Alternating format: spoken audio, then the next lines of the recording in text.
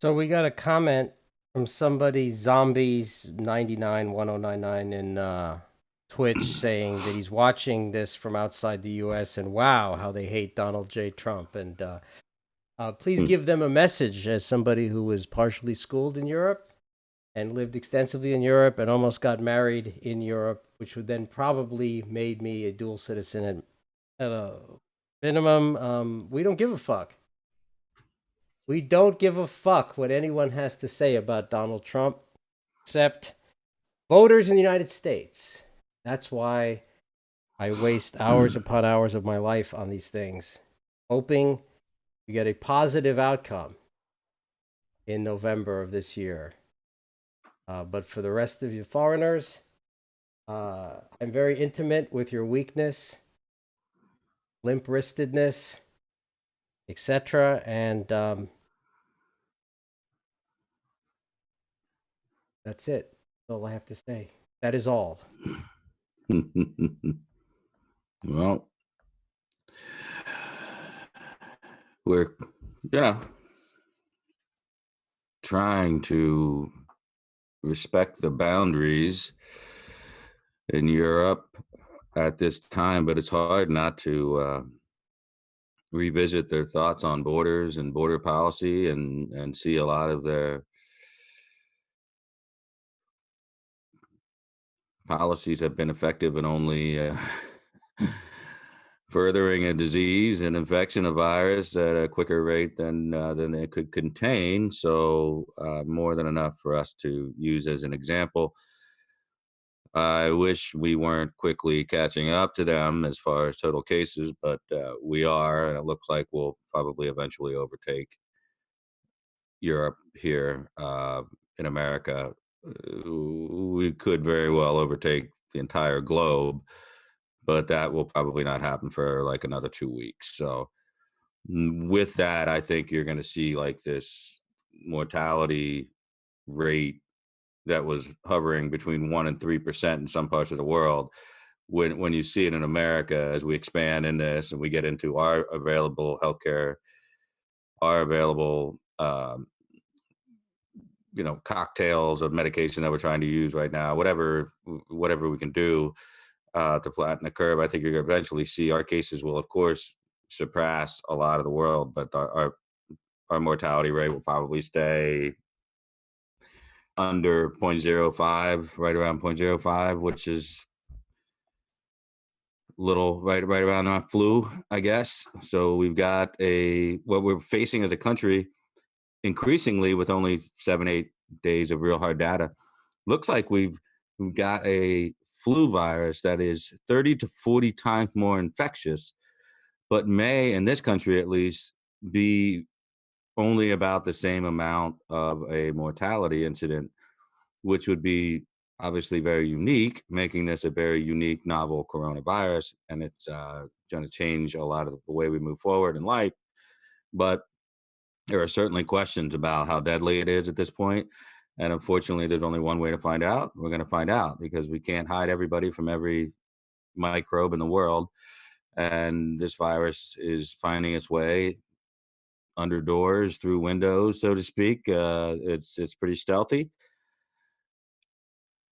I guess your home city will go through it first, and we'll use it as a test case. It's important to remember, as I was saying earlier today. I mean, New York will be and we always knew that if ever there was going to be a pandemic or something, that it was always going to take root and take off in New York.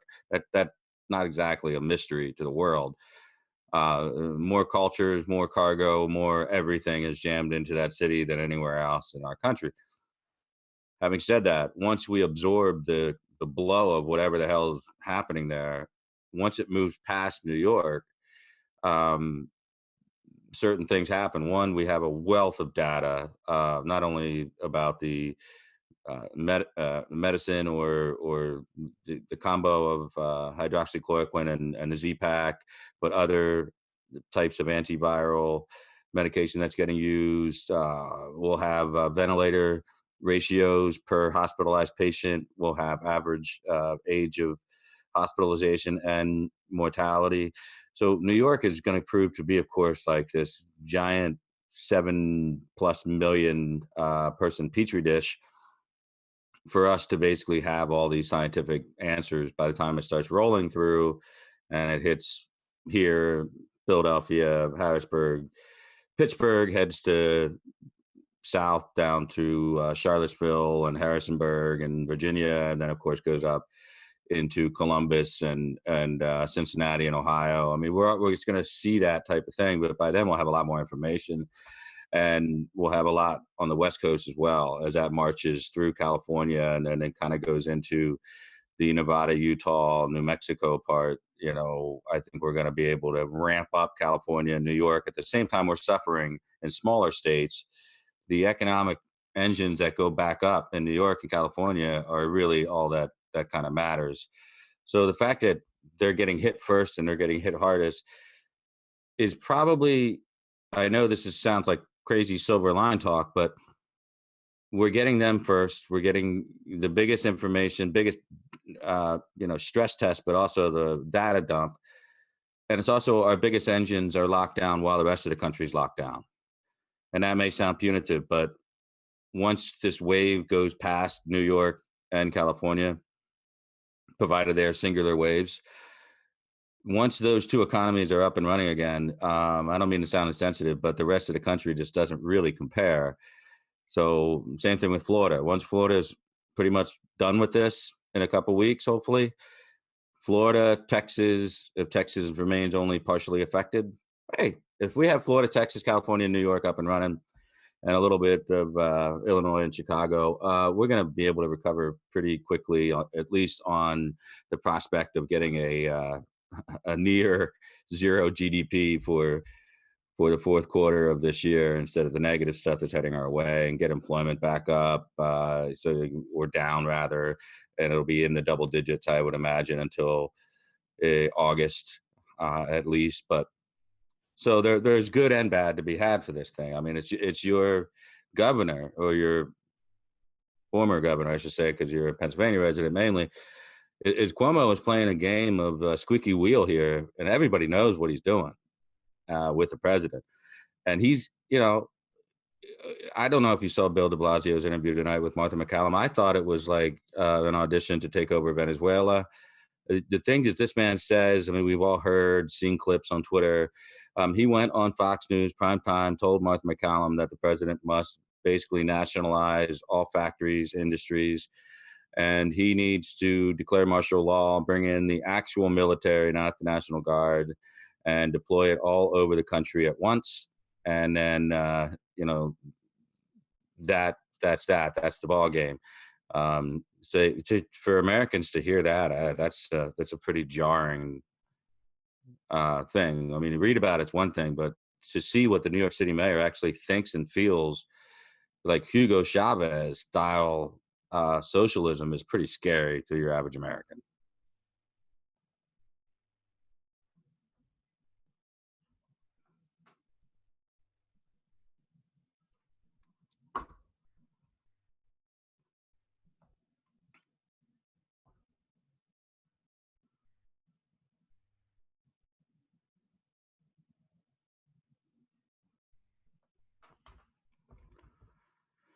Let's see here.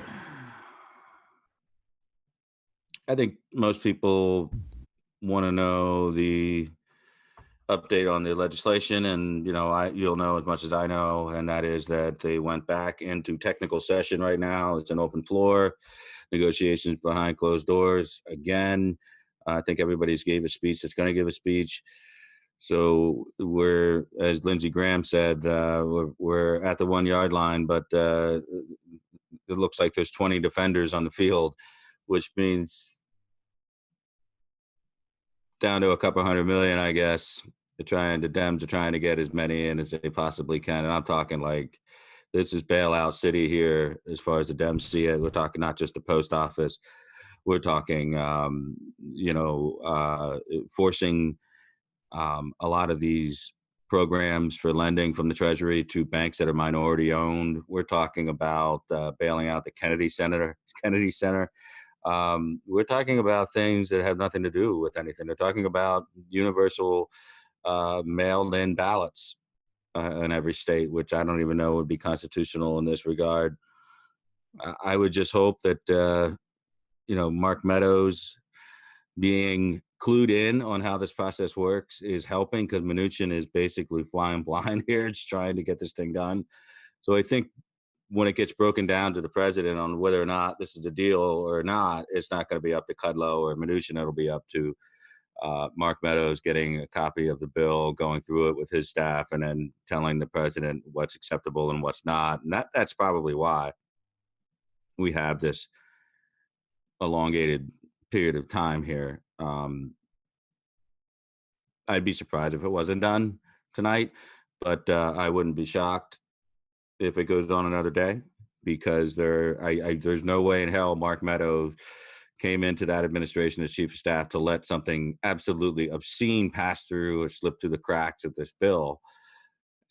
While saying, what the problem is, even though they haven't even voted on cloture yet to move forward with the debate, never mind the bill, one bad thing gets agreed to and you agree to it at the White House, says, okay, we're good with it. And then it goes forward to debate. And then somebody says no. You know how Trump is. Like, somebody in the media flips out, or Breitbart flips out about something in there, and it gets to Trump, and Trump said, I didn't know about that. I'm not signing off on that. And then it just crushes the whole deal. So that's what everybody in Washington's worried about. And that's why I feel a little bit better, because Mnuchin's rookie status as far as legislation negotiation, I think Mark Meadow he'll be the guy to be able to kind of sift through some of this stuff for the president. Let us hope, because the last thing we would want is like a Mnuchin, Kudlow, Jared Kushner meeting, and telling the president this is a good deal. That could be a real deal breaker for a lot of Republican senators, and that's not what we want.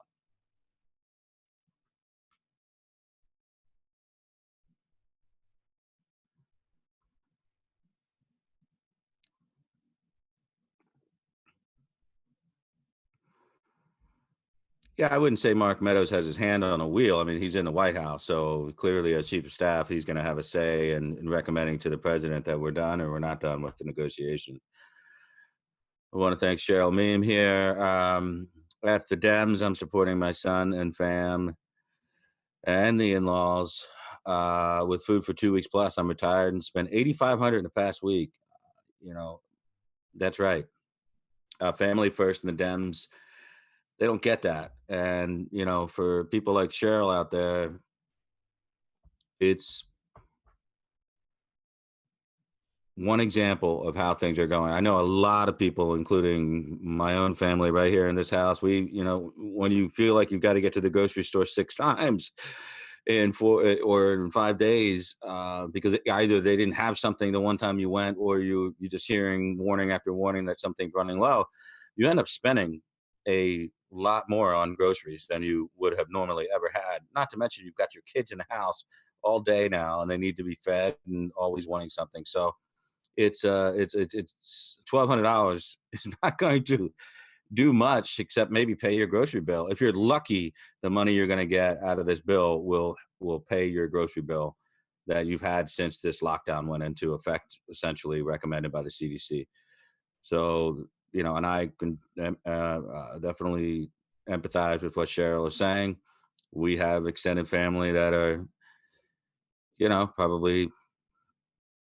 probably biting that bullet as well. But you definitely have to be able to help out the people. And I don't want my parents at the grocery store. So, my brother and sister both live in Hershey, much closer than I do. So they just get the groceries and leave them for my parents, So, they like to go walking around, but, I don't want them having to go to the store if they don't have to. But I understand it's a time that feels like forever. To a lot of Americans, it feels like we've been locked down already for this 15-day period, and we haven't. And I know that that's frustrating to think of another 6 days after tomorrow of this lockdown. But I want some people to remember, legally, this isn't a lockdown. There is no national protocol. This is a state-by-state decision. Donald Trump didn't lock you in your house. Donald Trump's not telling you that you can't go outside. Donald Trump didn't shut down your restaurant. Donald Trump didn't shut down your bar. Donald Trump didn't shut anything down. This is a state-by-state response system. It has been encouraged by the CDC and the National Institute of Health that you follow these guidelines. And that was basically what the states used to lean on the federal government so that they could take that authority and blanket that over their constituency. So this notion that Donald Trump is somehow responsible for stalling the economy, or Donald Trump is responsible for this or that, it just kind of it's nonsensical when you try to apply it to the constitutional merits of what the powers of the office have and what he has done. So the most significant thing that he has done is in order. One is signing or enacting and or activating, I should say, the Defense Production Act, and that basically gives him more powers over commandeering industry to make what's needed or stop making something that they don't want them to make anymore. And so far, that of course is an antiquated notion from World War II, and there's a reason why we don't use it. And I explained that earlier today. I'll explain it again. Is because most companies that are able to help right now are out of work. Basically, supply chains disrupted. If there's only one customer in town and one consumer in town, and that consumer is the federal government, guess what? The federal government pays top dollar for your product. So if you made ventilators 10 years ago and you stopped making them because they weren't profitable, you're making them again right now. You're calling up the federal government saying, I can make this, I can make a mask, I can make a shield, I can make a surgical garb, switching over, because realistically, what else are they selling? Retail's down, everything's down. So you don't really need to go in and just commandeer these factories and make them do things. It's a ridiculous notion, one that de Blasio is apparently not intellectually even capable of understanding. And so you move on. That's the most impactful thing that he has done, even though he hasn't actually done anything with it other than use it as a tool to get people to comply before enforcing them to. You have the secondary part of just signing off on a Title 32 reimbursement for the National Guard deployment in the various states that are deploying National Guardsmen. We sign off with the Title 32 reimbursement so that they get 25% or more covered by the federal government. So it's not solely a state, military, Pentagon expense. So those are two things. The president has just used the CDC guidelines, the NIH guidelines. He has used Dr. Birx and the task force, Tony Fauci, have basically been putting out what they think Americans should be doing. And states have used that guidance as the weight of law to do what they're doing at the state level. So certainly, if you want to get everything up and running as far as the economy is concerned, you got to talk to every governor that locked their state down or shut down non-essential businesses and blah blah blah. You certainly, even if tomorrow Trump went and said, I want them all opened up, there's no magic wand. Cuomo's going to say, are you crazy? Look at the hospitalization rate I've got in New York. It's out of control. I can tell you Tom Wolf would tell him to pound sand. Pritzker in Illinois tell him to pound sand. Newsom would tell him to pound sand in California. DeSantis is already under enough stress and in Florida, and so is Abbott in Texas for not shutting everything down. So we've got this red versus blue state mentality that's almost acting like a controlled group political science experiment on how to react to these types of pandemics and what kind of constitutional freedoms can be limited and what kind of damage occurs when we don't do it. So what we've got here is a social science experiment that will yield fruits for the next 4 decades as far as how things turn out.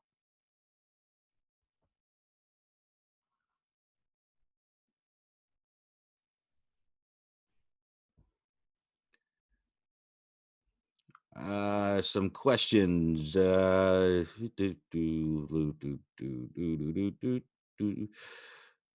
Yeah. S. Isaacs is saying came out of retirement to help out in a small way. Of course, Italy forced everybody out of retirement in the healthcare industry over there to try to treat the issues that are going on. We've asked retired doctors and nurses to come back and work as well. This is just a matter of how much PPE we can get there to make sure that they're protected during the treatments, and we don't actually cause more problems by bringing people that are more elderly into the situation. You got to be careful with that. Jen wants to know, is McConnell pushing Mnuchin to the side to get this done? I mean, if that's what it was about, this deal would have been done days ago. It doesn't work that way. The White House is a major player here. McConnell just can't push the White House out. So no, McConnell's he's got his Senate to keep in line, and if Mnuchin makes one too many deals with the D's, then McConnell will just tell Mnuchin we don't have the votes for that. So you can't really push Mnuchin out. He's speaking for the president. You would assume that Mnuchin is going to be working hand in hand with both the president and McConnell, so he's not embarrassed. Right? Yeah, of course. That would be horrible for us. We'd look as bad at the Democrats too.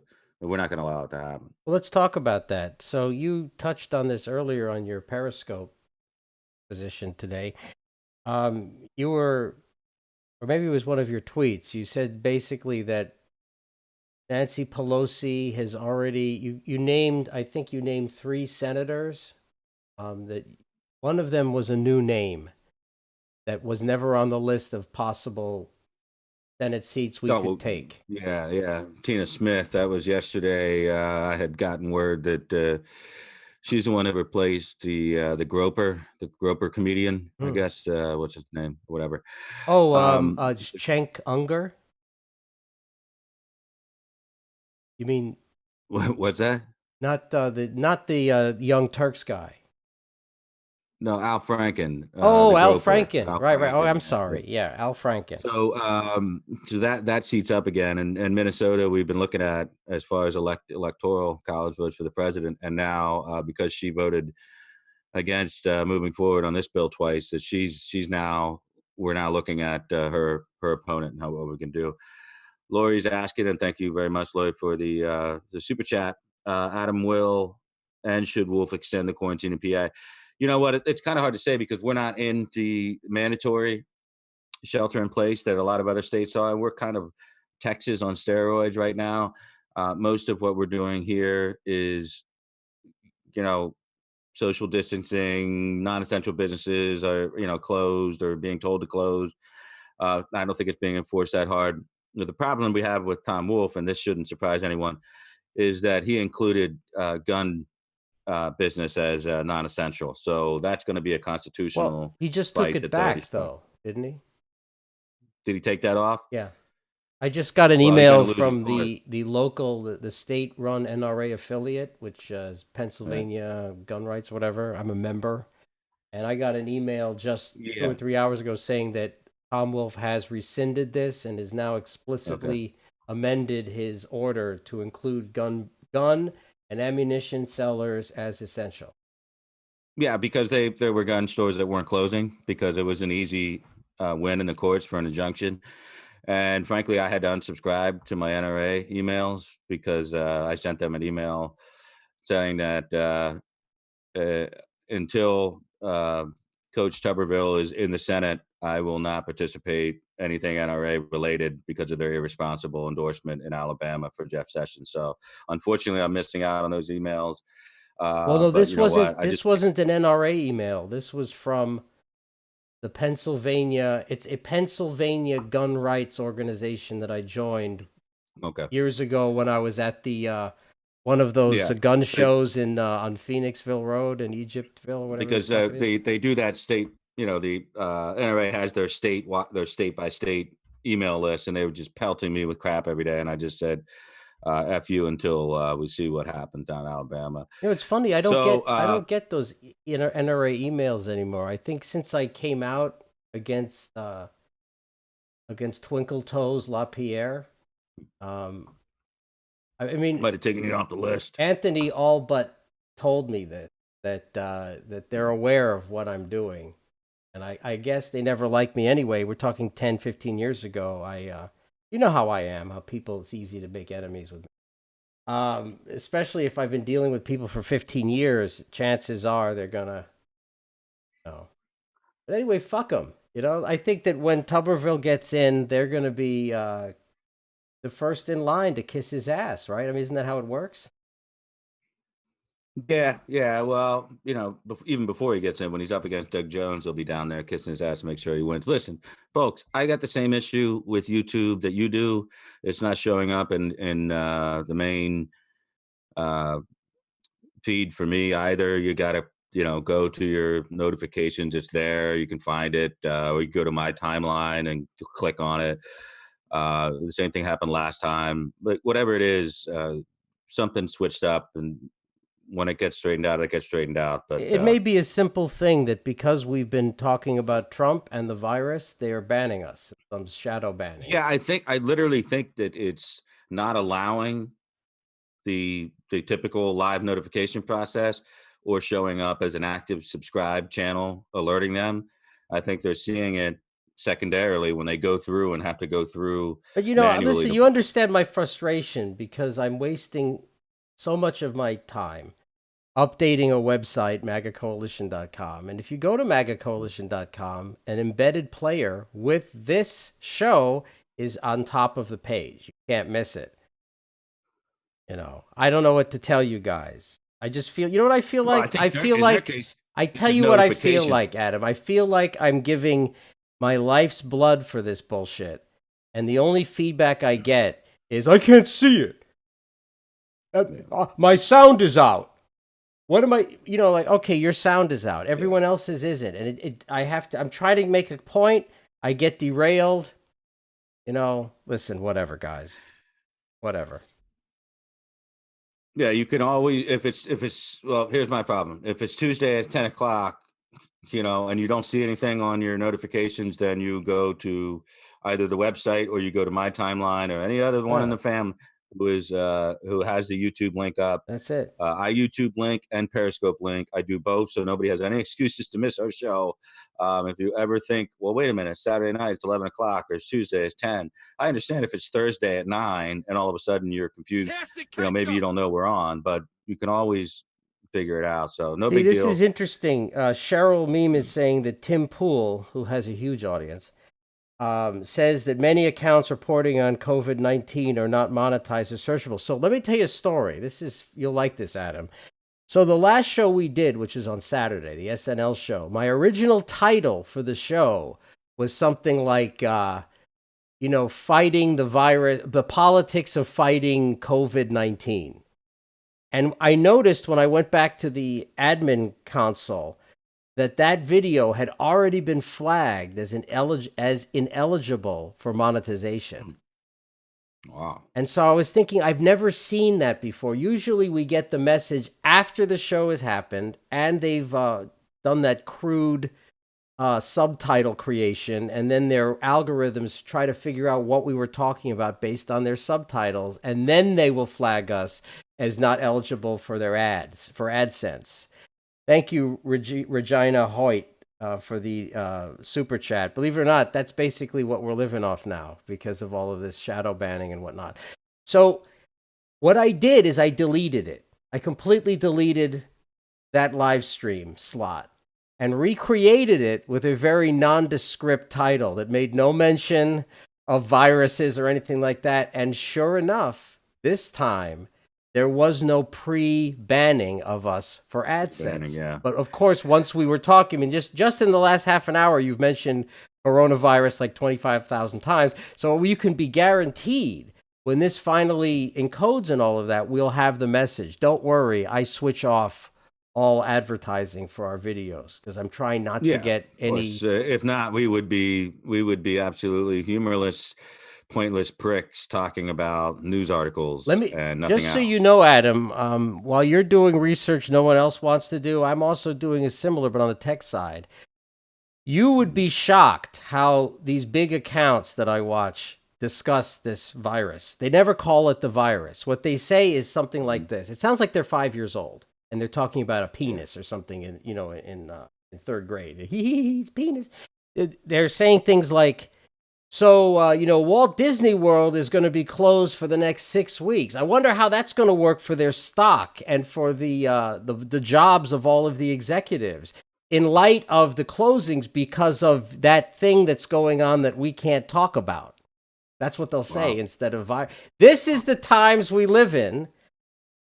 Yeah. And I normally am against all this stuff, but I hope at some point the government steps in and turns these guys into utilities and be done with it. Yeah, you know what? I mean, if you got to step back and think about this, and we're so easily desensitized to reality and how big of a deal everything is right now. And if you think about it, now is the ultimate time where the big tech is in fear. They're living in fear every day that someone will put forth bad information about this situation, and they will become in some way culpable, liable, or Congress calls them up again and makes Dorsey or Zuckerberg explain why people are allowed to say that colloidal silver will save your life, drink bleach, all the horse shit that get puts out there. Of course they're going to screen this shit. They're going to algorithm the hell out of it. They're going to listen to what I just said.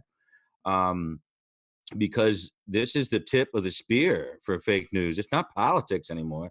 These are people's lives. These are like life and death situations. Yeah, but So you gotta be. listen, man. These same arguments have been used for alternative medicine, herbs, tinctures for 50 or 60 years. It's called freedom. It's your life. If you want to drink colloidal silver rather than, whatever, what is the replacement for that? Using colloidal silver externally instead of witch hazel or alcohol. Got me, man. These things aren't banned. Right? Yes, we saw Lookner's rant. It was humorous. I loved it. It gave me life. Watching that freak spit all over himself made Yeah. me feel so much better about us, Adam. It really did. Actually, I thought the same thing, because I remember you and I had joked about this several times, that Lookner, he was going to explode eventually. His head was going to explode because Right. he was just staring vacantly, I think my at exact this. words. I asked you, when do you think he's going to pop? Right. That was the Well, phrase. here it is. Pop. Pop goes to Lookner. I mean, he Wow. really went off the deep end there. I have not. I've read some criticism about Trump and how he's balancing out health versus wealth, but something triggered him, I guess, in that particular health briefing, where Trump is saying he feels good about the treatments that are going to be coming into New York, and something like that. Um, so I thought it was very interesting that that set him off. I think it's more or less he's consumed with, and I can appreciate this because I'm doing the same thing to a certain extent, except I don't do it 6 hours online, but I'm consumed with worldwide news, local news, state news, but mostly national news. And then, of course, what's going on in DC. So it can get to you. I mean, there are times where my wife is just looking at me like, why are you grinding your teeth and like you look like you're going to throw something? It's because you just get inundated with it, and eventually your circuits start to fry a little bit. So I don't think it was that one particular moment. I think he's been boiling up with irritation and rage in general. And you know what? I think it's really the root cause of it, Glenn, is because times are tough, times are tight. A lot of people don't have any money. They're not throwing the super hearts at them, or any other of the monetization, or at least it's cut like it is for everybody, Uh-huh. including us, and we understand. Uh, but that's part of this process. There's a lot of people that aren't getting paid. So why should you expect it as a YouTuber or a Periscoper that you're going to not feel the effects of the financial distress? And something I think related to that is why Lookner just flipped out. He just lost his. I don't watch him, so I don't know. I mean, that clip was probably the first time I've really listened. Besides, the only time I see Lookner is like from the lobby when I'm seeing what's on Periscope, and I always laugh, Glenn. I mean, I just laugh at the glasses and the vacant stare at the computer screen. I mean, this stuff. I don't mean to be cruel, but Oh, he please. he looks like something out of Dilbert, to be honest with you. There's Not to something get. wrong. Look, you can just tell there's something wrong with him, like he's got Asperger's or something. I mean, there's something about this guy that he literally is the guy that got his head stuck in the toilet in high school, and they did the what we called the Hawaiian swirl on him, where Yeah. he is the weakest link genetically, and I Well, was he so certainly was at RSBN. They jettisoned his ass. He was the first one out the door. what So was he you the may be onto something. was he a co-founder of RSBN? No, I think he was just one of their original anchors or whatever. I remember first time I met the guy, only time I met the guy really, was at the Deplore Ball. And that's one of those things where it isn't cool to say, but it was like the Woodstock of Trump freaks. And so, but it's not cool. Like Woodstock was pretty cool, I'm sure. Deplore Ball just turned out to be a collective night of, hey, let's meet as many grifters in one night as you possibly can. And at Feisty's on here, she could probably agree. He was there. He was the number one reporter for the So it's RSBN. basically like CES for people who don't know how to operate their cell phone. Just a bunch of people Yeah, yeah, trying to get money from each other. Um, yeah. Oh, they were all over the place, and of course, led by Mike Tsarevich. There's only one thing Mike Tsarevich is good for leading, and that is a herd of diseased cattle off the edge of a cliff. I think that would probably be the only thing I would entrust him leading, as long as he personally led the way. So yes, yes, Rita, you and I have a photo together from that night, which I have as well. So I would take a minute to not only thank everybody who hangs out with us, because sometimes it's not easy, and sometimes it's hard to find us because they want it to be that way, to be honest with you. But when we are sounding frustration, believe me, from me anyway, it's certainly not at you. It is more or less is how hard it is to get a message out. It's that Scott Adams is right now sitting in a chair um, and talking about something that makes very little sense, but yet sounds esoteric and interesting at the same time. I mean, we're trying to do something, and we do spend a lot of time doing it, and it does take a lot of my time to get all this information and be able to give it out to you. I want to thank all of the fam from the original Periscope gang that's always been there for us, all of you. Jen and Brian, of course, have always been a big one, huge supporters. Check in with me twice, 3 times a week to see how things are going here, with the family. My friend George Erickson out in California, always sending me a card or a game for my kids. You can't make this stuff up, Glenn. My friend Brian, down in recently retired down in Florida.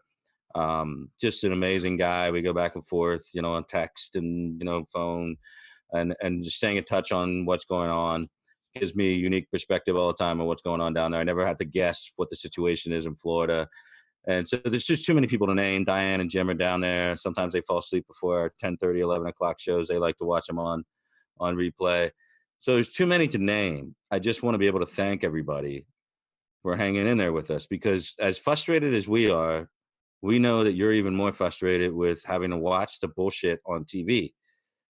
So that's why we're here. I mean, honest to God, we can get our little shot of arm candy, from Sean Hannity if we want to feel good about things.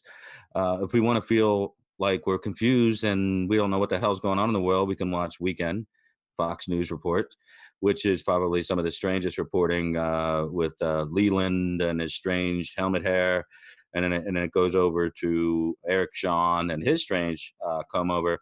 And one of the absolute dumbest people I've ever seen on television was Artel oh, Neville. no, So she's that's bad stuff. probably the one. I've always assumed she was the one that Bill O'Reilly wanted to smother in the Mexican food products. She started as a counterpoint. You remember that? You probably weren't watching Fox. This was in the 90s. You were in college or whatever. But when I first started watching Fox, for some stupid reason, they always put some liberal chick against the counter program against Yeah, O'Reilly to make you remember that period. It didn't yeah, last long. yeah. Very short, very And short. she Yeah. was the one. She was the one. And I remember thinking, she's got a nice face, but she's kind of chunky. And why did they pick her? She's related to the Neville. I think she's a sister of the Neville brothers. Really? So They should yeah, probably have her sing rather than give her opinions. But yeah. I'm sure she has a better voice than a brain. you know what? They Uh, remember they got him. They got him, and in that the leaked lawsuit, It said that he was Yeah, calling someone brown sugar, and he also wanted that to, maybe that was her. and he Yeah. also wanted to smother the unnamed female. He wanted something to do with enchiladas. I didn't understand it. Someone had to explain why this was a sexual come on, because to me it's like the last thing I would ever say at any point in my life. Yeah. Even when I was young and good looking, it would never have occurred to me to tell a woman, "Listen, baby, I want you to come over here, and I'm gonna get a Hey, chalupa. I'm gonna rub you down in a chalupa or maybe a chili fries." I mean, that's just it never made any it's sense to me. But yeah, someone, that was almost like remember Pat O'Brien, the sports announcer who got yeah. busted saying weird shit. Marv Albert. Oh, Marv Albert was the What was best, man. He was the best. His shit was like all S&M and wearing like iron underpants with chains around his balls, and you know, I loved that. And when you saw him, he was kind of like this Lookner character, this little mousy Jewish dude who his mother completely dominated, right? You could just see it, yeah. and then you finds out he's putting little chains around his nutsack and wearing plastic women's panties. It was the best, man. That made me smile all year. That was when was that, like 10 years ago, 15 years ago, something like that? Yeah, it's and I got to go back real quick because I forgot two names and it just occurred to me from the Periscope and Patreon days early on. I want to thank our old friend Rooftop, by the way. I hope he's still tuning in. I know he's still tuning I in. saw Rooftop Um, briefly on my Periscope recently. yeah, Rooftop, I think still popping in. I mean, obviously we're always gonna love it. We never know when you're gonna see a rooftop sighting, but even if you know you're gonna see a rooftop sighting, I guarantee you will never know when he disappears. This guy Right. invented the Irish goodbye. He is Sasquatch. a phantom. He's like a He is a Sasquatch. phantom at the goodbye. Many claim But to he have is an seen him, unbelievable guy. but few have He's actually seen stuck him. He's stuck right there outside the swamp, but he likes his rooftop. He likes it right about this time of year. He's up there gardening and all that other stuff. Beautiful wife, beautiful daughter. Great guy. Another guy I want to mention is Randy Street, a lawyer down in Louisiana. And right now I'm thinking about him and I'm thinking about our good friend Lex. And Lex still comes in here quite frequently. And they're down in Louisiana. I'm telling you, man, Louisiana, because of that dumb timing of the parade, Mardi Gras just really just flared up this weird, now it's going into other parts of the state. So we got this, community spread, which is unfortunate down there. I'm thinking of both of our friends down in Louisiana. And Hey, this is the time where you uh, start to think of not just of your friends that turned into in real life friends, which we have plenty of those, or too many to name, that came off Twitter. But I think people are, because you know what, you're sitting around and you're checking in on family, and sometimes family's checking in on you, and you're watching all this bad freaking news. And I used to say that if Glenn and I flew into any airport in any state, that within 1 hour there'd be somebody in our group, in our fam, that would be picking us up at the airport. I mean, there's really no place in the country where we haven't well, picked up maybe friends if it and was and fam. you, they would pick you up. If it was Well, if me, you and I together I'd were have to get a cab, man. But that's okay. I like being alone. By the way, I want to thank Regina Hoyt, and Mhm. I want to hit all the super chats now. And of Well, course, Cindy Pittman, of course. Cindy Pittman was right out of the gate. Yeah. Roman Walter tossed us a couple dollars from his buying His a. horse racing account. Well, I mean, he's going to have less money now to buy that aquarium cleaner to cure himself, but that's good for you, Roman. We Yeah, love yeah, you. yeah, As yeah, yeah. Cindy Pittman, again, thank you for the kind words and the super chat. And Kathy Woody, who says that we Yeah, mean the world to she's her. been on the Twitter game lately too. Yes. And Kathy strikes me as probably a very low key person, maybe bubbly, but low key in real life, but knows how to go at it in Twitter over certain subject matters, which I appreciate. I'm always quick to click the like button on Kathy Wood tweets. And all the, like I said, if we named everybody on here of the fam, it would be a long time to go. So I want to move forward here, talk about the what it would look like, and I have been in contact a little bit with Tim Anderson, who from, um, and thank you to Jim. Thank you, Jim. Um, I want to say that Tim Anderson is a works for an investment firm, He's on the floor when they're allowed people on the floor, which we're not doing right now. And we're going to try to get him on and Samantha discuss the King. economic impacts. Boom. That's what we're talking Well, about. I refer to her as Samantha Queen because she is the queen of the super chat. When she drops that like amount that just kind of throws everybody in. And then I love Obi, comes right in with the 199 and puts the tax on top of the 999. Love Obi. Sent me a birthday gift, and it was very original and very unique Well, you know and what I'm going to very. spend that $1.99 that Obi just set this on? I'm going to buy a new toilet bowl cleaner. That's what I'm going to do. No, that would be a reimbursement. So, so thank you, of course, Samantha. It's just I was talking with Tim a little bit via DM, as I often do, because if you look at a lot of people got taken aback a little by Larry Kudlow's comment tonight that this is a $6 trillion transaction that's happening, and everybody's been hearing 2 trillion. The 4 trillion is the Federal Reserve um, loan operations and liquidity and all that other stuff. That's not part of the bill. So I wanted to put that out there real quick because Larry Kudlow just freaked a lot of people out tonight by saying that. George, my friend, they much appreciate it. It was a good presser. It was very short today because they already had their earlier press conference in the garden. And he went to the website. George Erickson did, and he would like to know if it took. So hopefully Glenn can confirm that for you. Thank you, George. I will California check. friend. And thank you, D-Bird. Let me check Thanks, D-Bird. I love getting My these God, we're donations turning this through. into a Jerry Lewis telethon all of a sudden. Um, Yes, we got. Thank you. Oh no, that's. there Oh it wait, is. hold on a second. Wait a second. That's Oh, wait. Kathy. Kathy sent us one. Maybe there's another one here.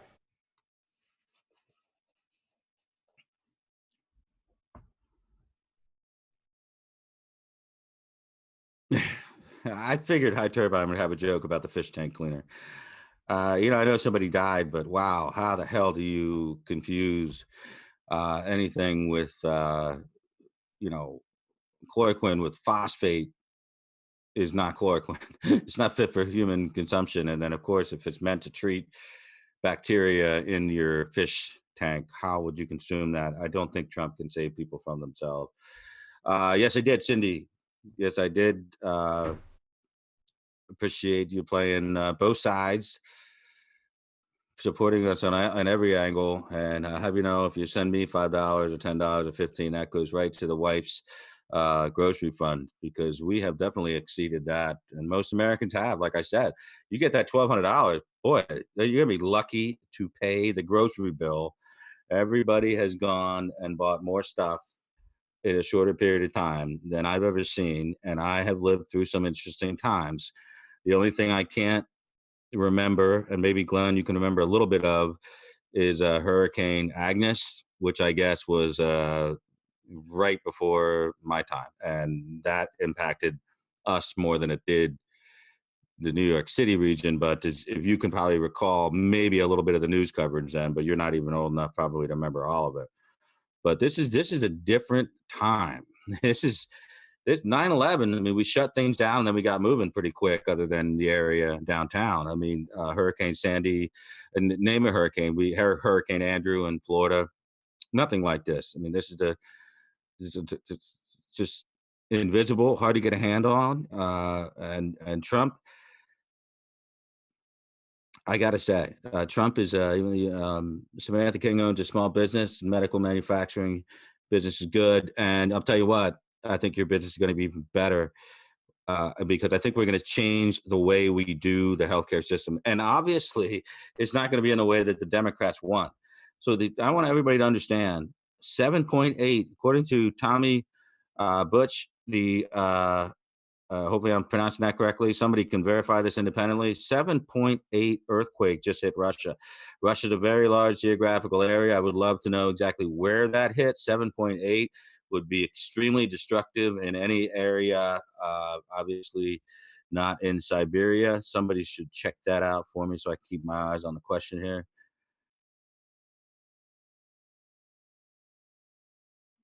Yeah, wow, that would be big. And of course, Oklahoma has what we call some some oil industry rattles 7 times today alone. It just seems to a lot of people, if you read Drudge Report, and I know regrettably some people still do, and I still check it once a day, it looks like an advertisement for the book of Revelations.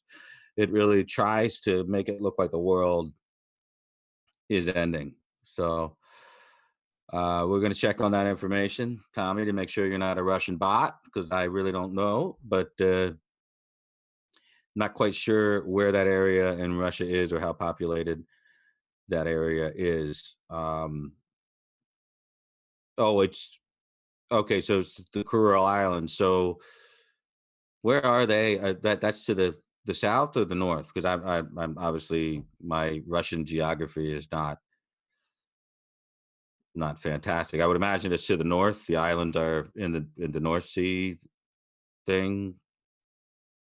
I sound like Joe Biden. The thingy in the north. Um, I'm not going to turbine because then I'm not going to be able to see questions on here. So I'm going to let other people do it for me. I'm not going to Steve Lookner this shit, people. Do you really want me to put glasses on and Steve Lookner this? I will.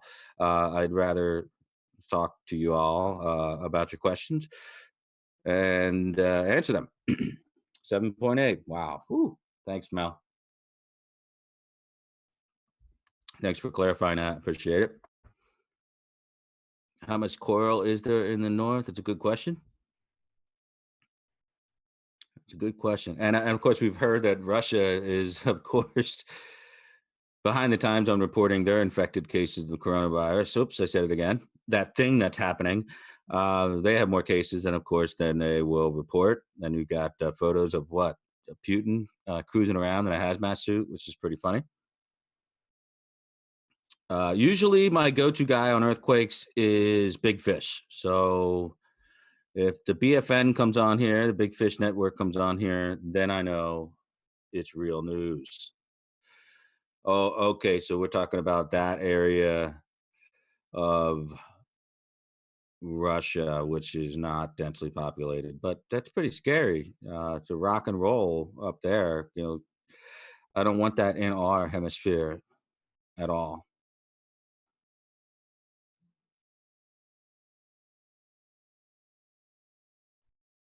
It's a big fish index. Yeah. Tsunami with a 7.8 in that region is possible, but I don't know who it would wipe out other than maybe some Inuit fishing villages or something.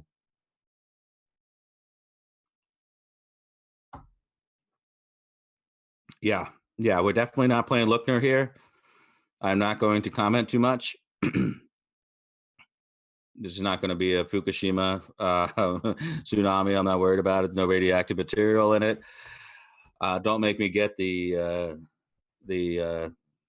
fake black glasses that I got, and I will put them on and stare at my iPad if you want. But frankly, we've got I don't know. I don't know how many cases we have now. We have in the tens of thousands of cases of this thing that's going on right here in America. And we have almost upward over 500, I think, fatalities, which quite frankly could have been fatalities under the normal influenza situation. They just happen to be under this particular strain. I'm not saying it's too much. I'm not saying it's not normal. I'm saying that anytime you lose 500 plus lives, it's a shock, especially when it's in a particular region. And I have to think that if you're a New Yorker, nobody can understand that better than people who went through 9/11. And if you go through 9/11 and lose 2,700 lives like that, and then you lose potentially 27,000 lives over a month and a half due to a virus, you can imagine the emotional and social dynamic changes that could happen. Now, those are numbers that are on the high side, I think, even though New York City officials, public health, are telling de Blasio they're going to be even higher. I don't think that's the case. I think we're moving quick enough with some empirical data to help people, treat people, keep them alive. We are introducing antibodies to the seriously ill. from healthy survivors of the disease, and that's showing some promise. Of course, we've got this hydroxychloroquine Z-Pack mix. We've got other antiviral drugs in the mix. As more time goes on, every day we are discovering something new. Every day we are getting new data from Europe. So we are ahead of the game, and we're ahead of the game for one reason, and that is because we shut it off. We shut it off as quick as we could coming in from China, and we shut it off as quick as we could when we realized that parts of Europe were out of control. Donald Trump has literally probably already preemptively saved over 10,000 lives at least based on timing. We can see that if we take the data in Italy and Spain and match it up with what's happening here.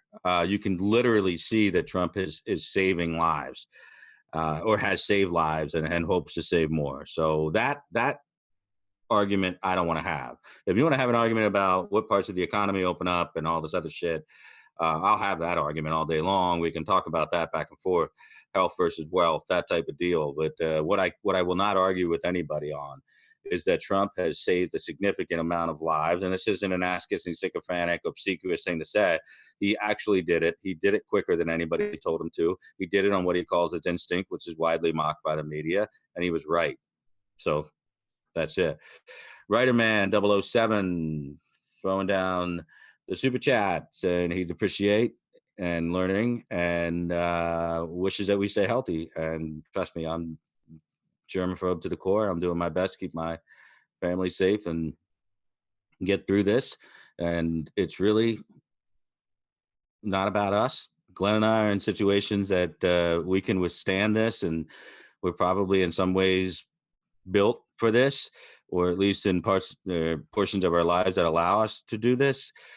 But I tell you, a lot of people out there aren't, and we appreciate that. And so, hey, we'll just spend our time pulling together all the information we can, kicking out the bad and keeping the good. There's a lot of bad information out there. And once again, I'm not on Facebook, Glenn, but Twitter seems to be the place where it really takes off, with just the ridiculous rumors, and that's the stuff that's just going to hurt us. Obi wants you to get an extra bottle of toilet cleaner for the next upper decker. Die 5 is in the house. I think they would put Cuomo in on a contested convention. I don't think so, but I'll tell you what, they do have buyer's remorse. How many people here?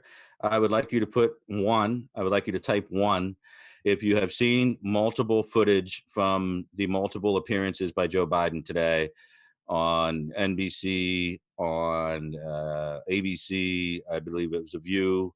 I would like you to type number 1 on there if you saw footage of Joe Biden today and how confused and tired he was. Wish Hannity and others, thank you, Silog, would shut the F up about hydroxychloroquine. What if it isn't effective? Yeah, I mean, just let it work. I think you're absolutely right. Let it work. Why are we talking before we know the results? Almost everybody on here, by the way, has seen this stumbling, pathetic, infirm Joe Biden. And thank you, Kellyanne. And you know why I say Kellyanne instead of Ann Kelly. -1, crazy move. So Glenn is taking a call from Steve Mnuchin right now about closing the deal. So we're not going to bother him for a couple minutes. We're gonna talk about how disturbing it is to see somebody with that lack of capacity or faculties at hand to deal with a simple interview and basically admit to just being tired or wiped down or coughing incorrectly, touching his face, probably without sanitizing. We saw the speech with the teleprompter problems where he's waving his staff up and then he just goes in with the thing and the thing again. I myself at this point, it's hard to believe that this man could come out of the convention, considering that the convention will still be at the height of the economic issues that we're having, and maybe in some parts of the country at that point in time, the disease itself. It's hard to believe, me personally, that he could come out of that. And they have to change some serious rules, because by the time we get done with unless they delay the rest of all the primaries till really late, I don't see him not getting that 1991 number, and then they would have to ask him basically to step away. So yeah, it's pretty brutal. It's a pretty brutal situation. By all means, if you see a Hillary Clinton tweet, hit back. I do. I definitely do. George, if you haven't seen the Biden clips on my timeline, brother, they're there for the viewing. Uh, really, it's just it's really sad, and I think we've all known some people that have lost some cognitive function at some point in their elderly age or sunset, golden years, twilight, if you will. Just really hard to believe. I think Cuomo has always been a guy looking like Newsom to 2024. And you'd have a real hard time throwing Cuomo in to this race, especially if he and Trump are working together to put this crisis behind.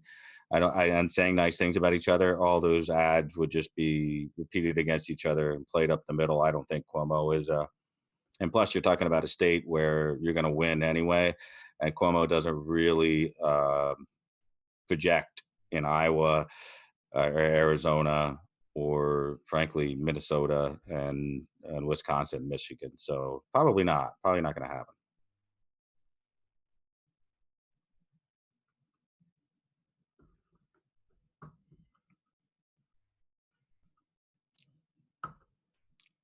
Crazy Mook, they're trying to get us banned off of YouTube. Yeah, Maddie, but she is not a medical doctor, so we can't really. But even if you have a doctorate in education, you should know when somebody's suffering. So, Maddie, I am with you there. Something's wrong.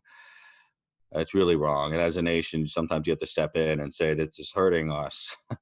It's hurting us having this person represent half of the country's voters.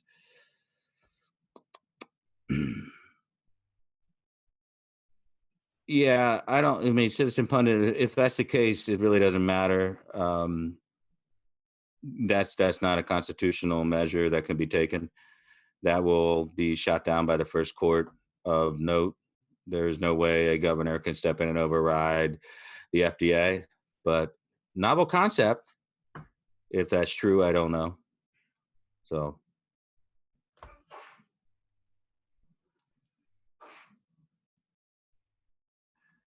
Did you just sneeze?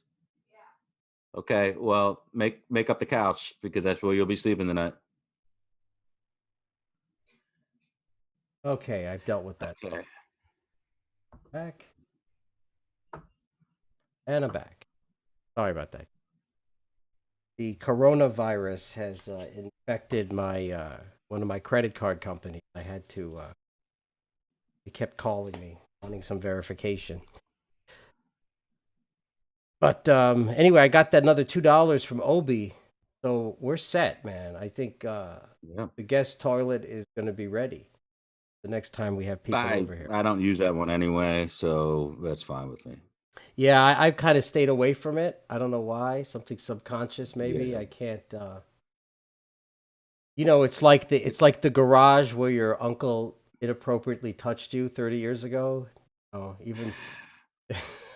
Yeah, I'm expecting next time I get up to the farm, it's going to be like turned into a Santeria shrine or something. With all those 99-cent candles with Jesus wearing the crown of thorns, Yeah. Actually, it was Ginger McQueen introduced me to those.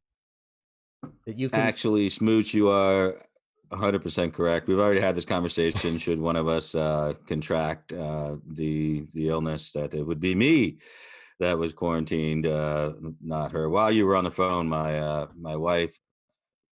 Oh, I heard. I was listening to everything. She sneezed. Listening, okay. So you're in trouble. She had the audacity to sneeze. So that's a no-no in this house. We don't allow that anymore. She might have it now. It's the big one. She might. It's the big one. It's over now for you. It is. It's quite possibly. I don't know. I got to check the life insurance policy. Tim is asking to become a contact on Zoom. Maybe he's around. Tim, if you're listening, that number I provided you, all you have to do is go to Zoom, open up the app, punch the number in, and Glenn will bring you in by audio. Well, he can just join. Hold on. I will.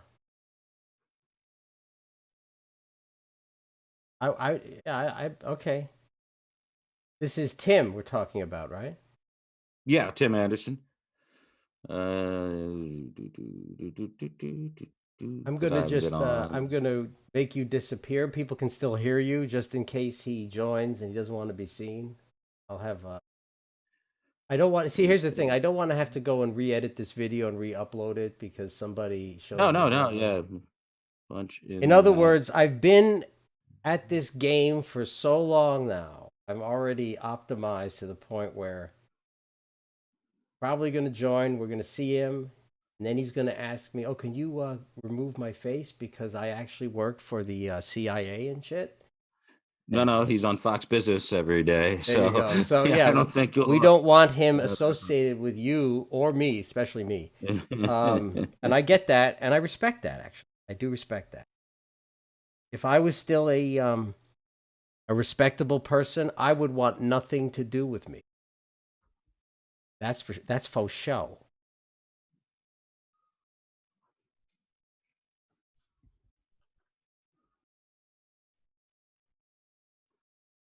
So go ahead and keep talking. I'll give him the instructions here.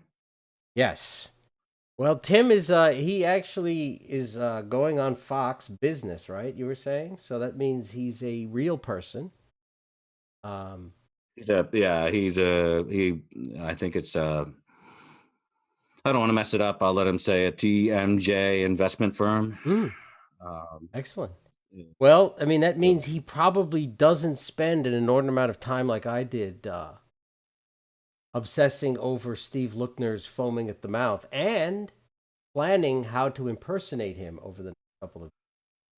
Uh, Spoiler alert! I'm going to put a piece of Alka-Seltzer tablet in my mouth to make it foam. Anyway, yeah, what did happen at the end there? oh, it was Is that just beautiful. It was a is that a beautiful. natural physiological response from not swallowing, or like I don't know. I only It's saw like a he has some 30-second dental clip. issues going on there. If you look carefully, his teeth are. He has an overbite, and the lower teeth needed to be pulled out, but for whatever reason, his parents probably spent all their money on graduate school for philosophy, which is another way of saying wasting $150,000 of your old man's money. What's very fascinating about Lookner, so yeah, I think it's a combination of he's on medications, that he has dry mouth. Two, he's a lunatic who's out of control. And three, he's got all kinds of dental issues that haven't been addressed. The glorious combination effect is he is literally foaming at the mouth like old Yeller before that kid pulled the trigger, man. So I'm just saying, of all the things I've seen in the last, let's say year, you know, starting with the horrors of Bill Mitchell's sex tape, culminating Mm. with Lookner's, you know, spitball explosion. It's been an interesting ride. And who would have thought 10 years ago when I was sitting in my office at IBM that I would one day be in a position where I could enjoy and savor to the fullest a strange little Asperger's syndrome Jewish guy who obviously was dominated by his mother, literally foaming all over himself, screaming like a 6-year-old girl whose Barbie has just been taken from her. I think I've done something right. Thank you, Lord. I appreciate your sense of humor, and I very much like the fact that I have a perfect life now. It's all coming together. That's what I have to say. But Lookner, so last night I did a little lookup on Lookner on his LinkedIn profile, Adam. And I, Yeah, I know this is going to surprise you, maybe even shock you, but he's never had a job in his life. He's never had a real that's job. not. You're making that up. So he went to Harvard University undergrad, and I think he studied history, which is odd for a man who keeps yelling about science. He's never taken a science class probably in his life. So he studied history. He got a BA in history from Harvard, which Harvard undergrad is how do we say it? It ain't what it's cracked. It ain't what it used to be. And then he Hmm. went and did 2 years, I believe, at Tufts for a master's in philosophy. So he has absolutely no grip whatsoever on reality. And after 2 years, he kicked back to a California state school. And my read on this, and I want your opinion, of course, but my read was he at some point, 2 years into his master's at philosophy at Tufts, his father and mother said, "Enough of this bullshit. Your father has already spent $125,000, and you're closer to getting a job. You have to come back to California and you want this beautiful master's in nothingness. You can do it at the state school. Alavai, come back. You can't stay at Tufts. We can't continue to spend $38,000 a semester for a guy who's never going to have a job," which is exactly what happened. He finished his 2 years out. He got his master's, and then he became a teaching assistant at UCLA for 7 long years. And I know something about this. The academic world, TA is something you do for a couple of years to get fast-tracked by a teacher. 1 or 2. Well, I'm just saying. I'm giving him the benefit of the doubt here, right? We know he's a loser. Yeah, I've never heard of a 7-year teacher assistant role. No, not for. I'm saying TA is something you do for a couple years, and that should get you a patron who is a full professor who will get you on track to become an adjunct professor. And if you can't make and start because you're going through your master's, and you're going through, if it's a master's course, then you're going through your PhD. Yes. If you're a TA for 7 years, that means you haven't finished right. It means or your thesis. Right. My father used to call it tooling up, which is that he would say you have these students who realize that life in the university can be pretty sweet if you have no desire to really work hard. You just want to hang out, have access to young women, etc.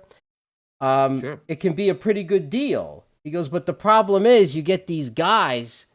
This is what he told me. You get these guys in their mid-40s who've never done anything except, be the RA in the dorm.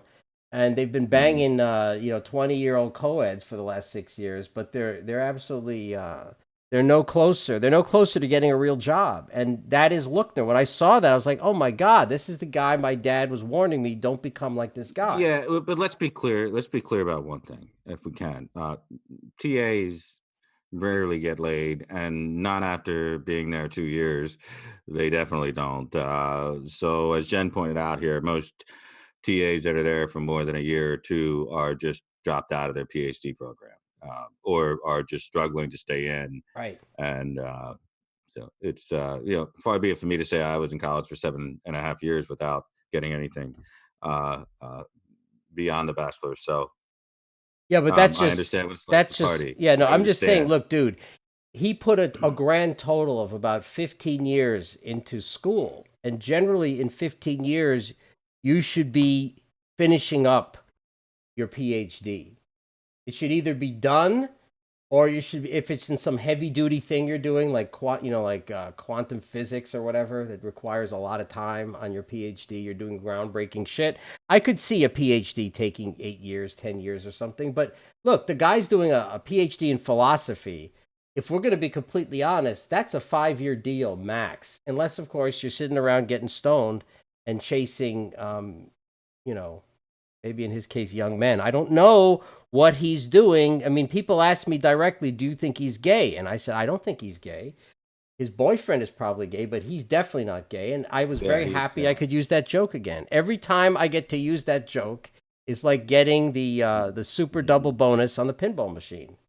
Yes, Steve, look. Well, the folks want to know if we are being promoted by the movie coming out called The Invisible Man.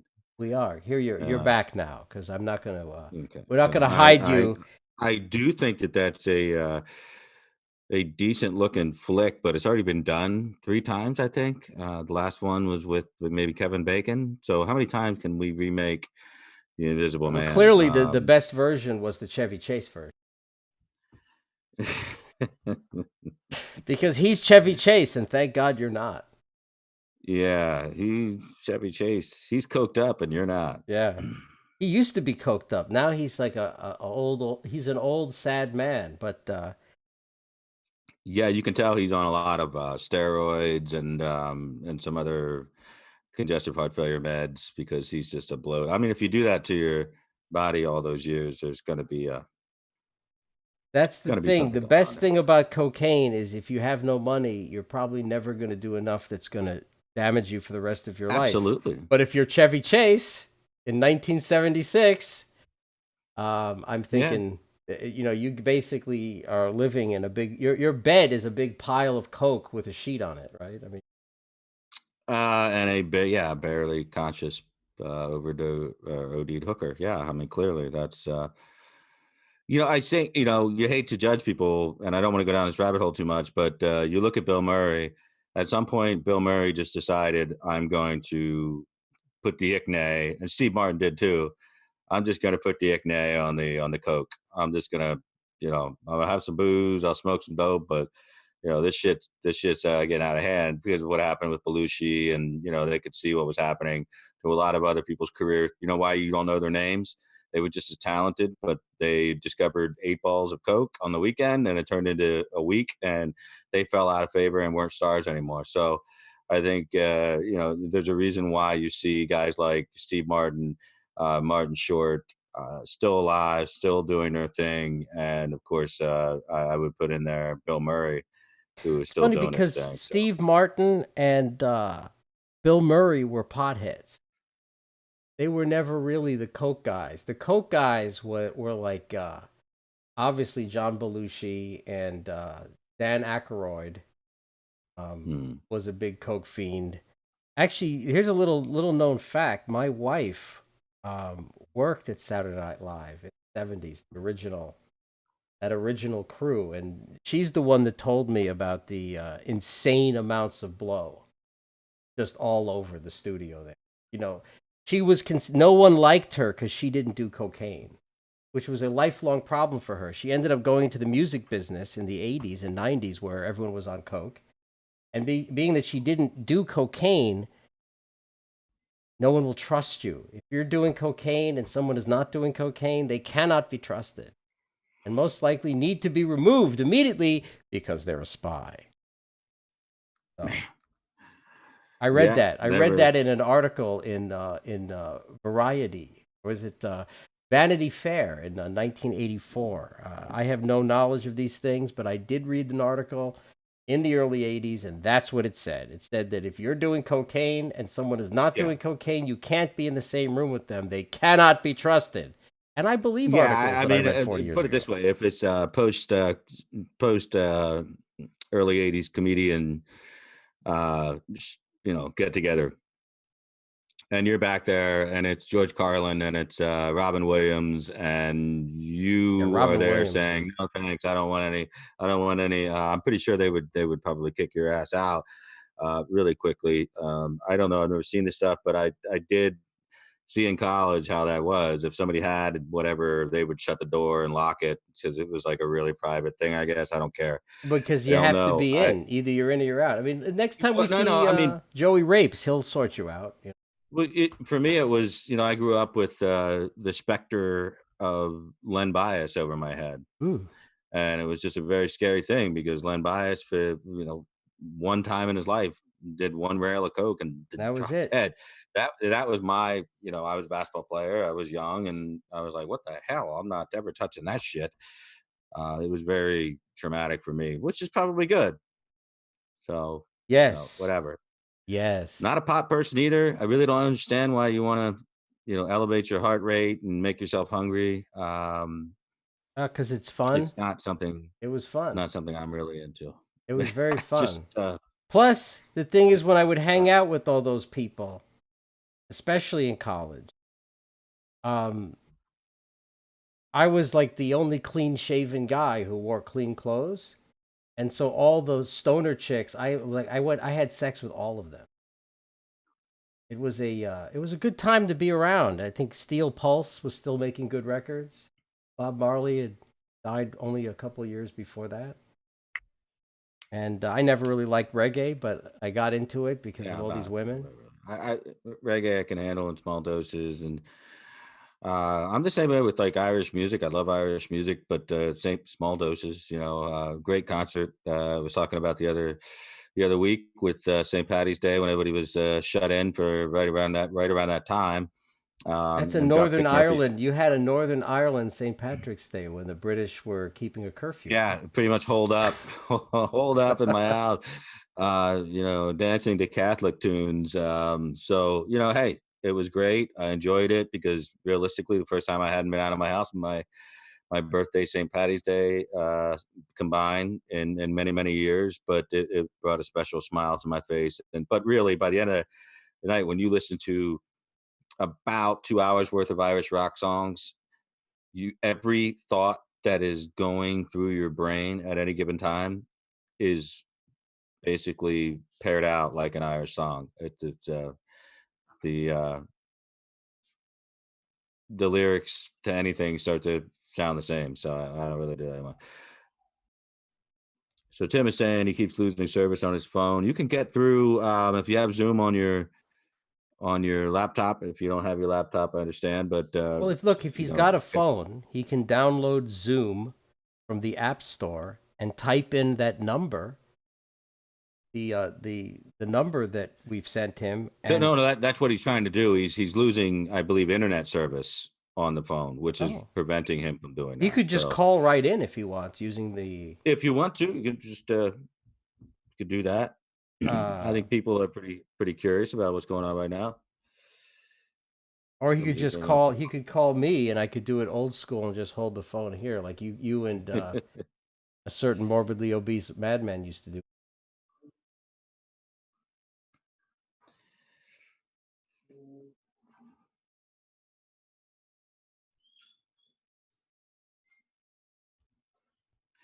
Because right now the deal's not done, and like I said, it's 11:30. It's uncommon that this deal will come together at this hour of the night, and I think you've got to go and look at the floor speeches by Lindsey Graham and the appearance on Sean Hannity by Lindsey Graham, the floor speech by Senator Daines in Montana, and say that this is, they're basically calling for it to wrap up. They say it's over. Whatever is done is done. If it's in there, we can pass it or not. That's what needs to happen at this point, because it cannot continue to get any larger than $2 trillion. It's just not possible. Yeah, I'm a huge Van Morrison fan. Vegan, always have been, and I've listened to some of his, kind of native Celtic stuff, but I more or less own all of his earlier albums. He got a little obnoxious as he got older, but he is quite the drinker, and his ego is. I'm not going to say it's Morrissey big, but it's up there. We've had a lot of fails. People. Okay, so it was Maria tried to donate to us, and the Square Gateway, which is our credit card processor, rejected her card. And it's failing over and over again. I would recommend that they use the PayPal option rather than there's a link that lets you pay with PayPal without having to have a PayPal account. PayPal acts as a credit card processor. And actually, with all of these failures, I think what's going on is people are trying to use debit cards that have a MasterCard or Visa logo on it. I suspect Square is not handling it properly. And so I'm wondering, is it even worth what's it worth even keeping Square around? We can or Stripe or whatever it is we're using. When I can probably just make it all PayPal. Except that we paid $200 for the monthly donation form. Yeah. But well, I paid for that. So the company doesn't have to worry about it.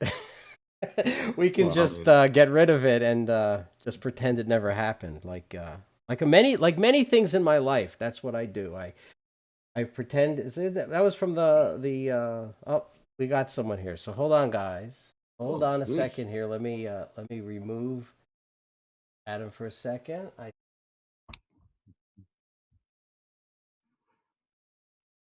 He's video. I want to shut his video. Okay, are you still there, Tim?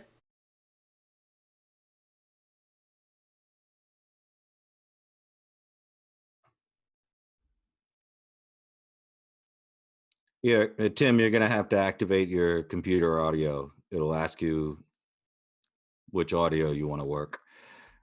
Click the green button that says join via computer audio. Once you click that, we should hear you. Now we hear. How about now?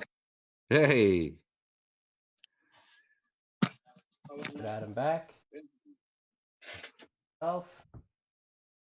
There it is. Done. wow, that's called production value right there. That's amazing. This is my initial Zoom. That's what took so long. Oh yeah, I thought Zoom was a go-to along with Skype for all of these remote call-ins that were basically taking over the industry right now, as far as Fox is concerned. Well, I did a couple of Skype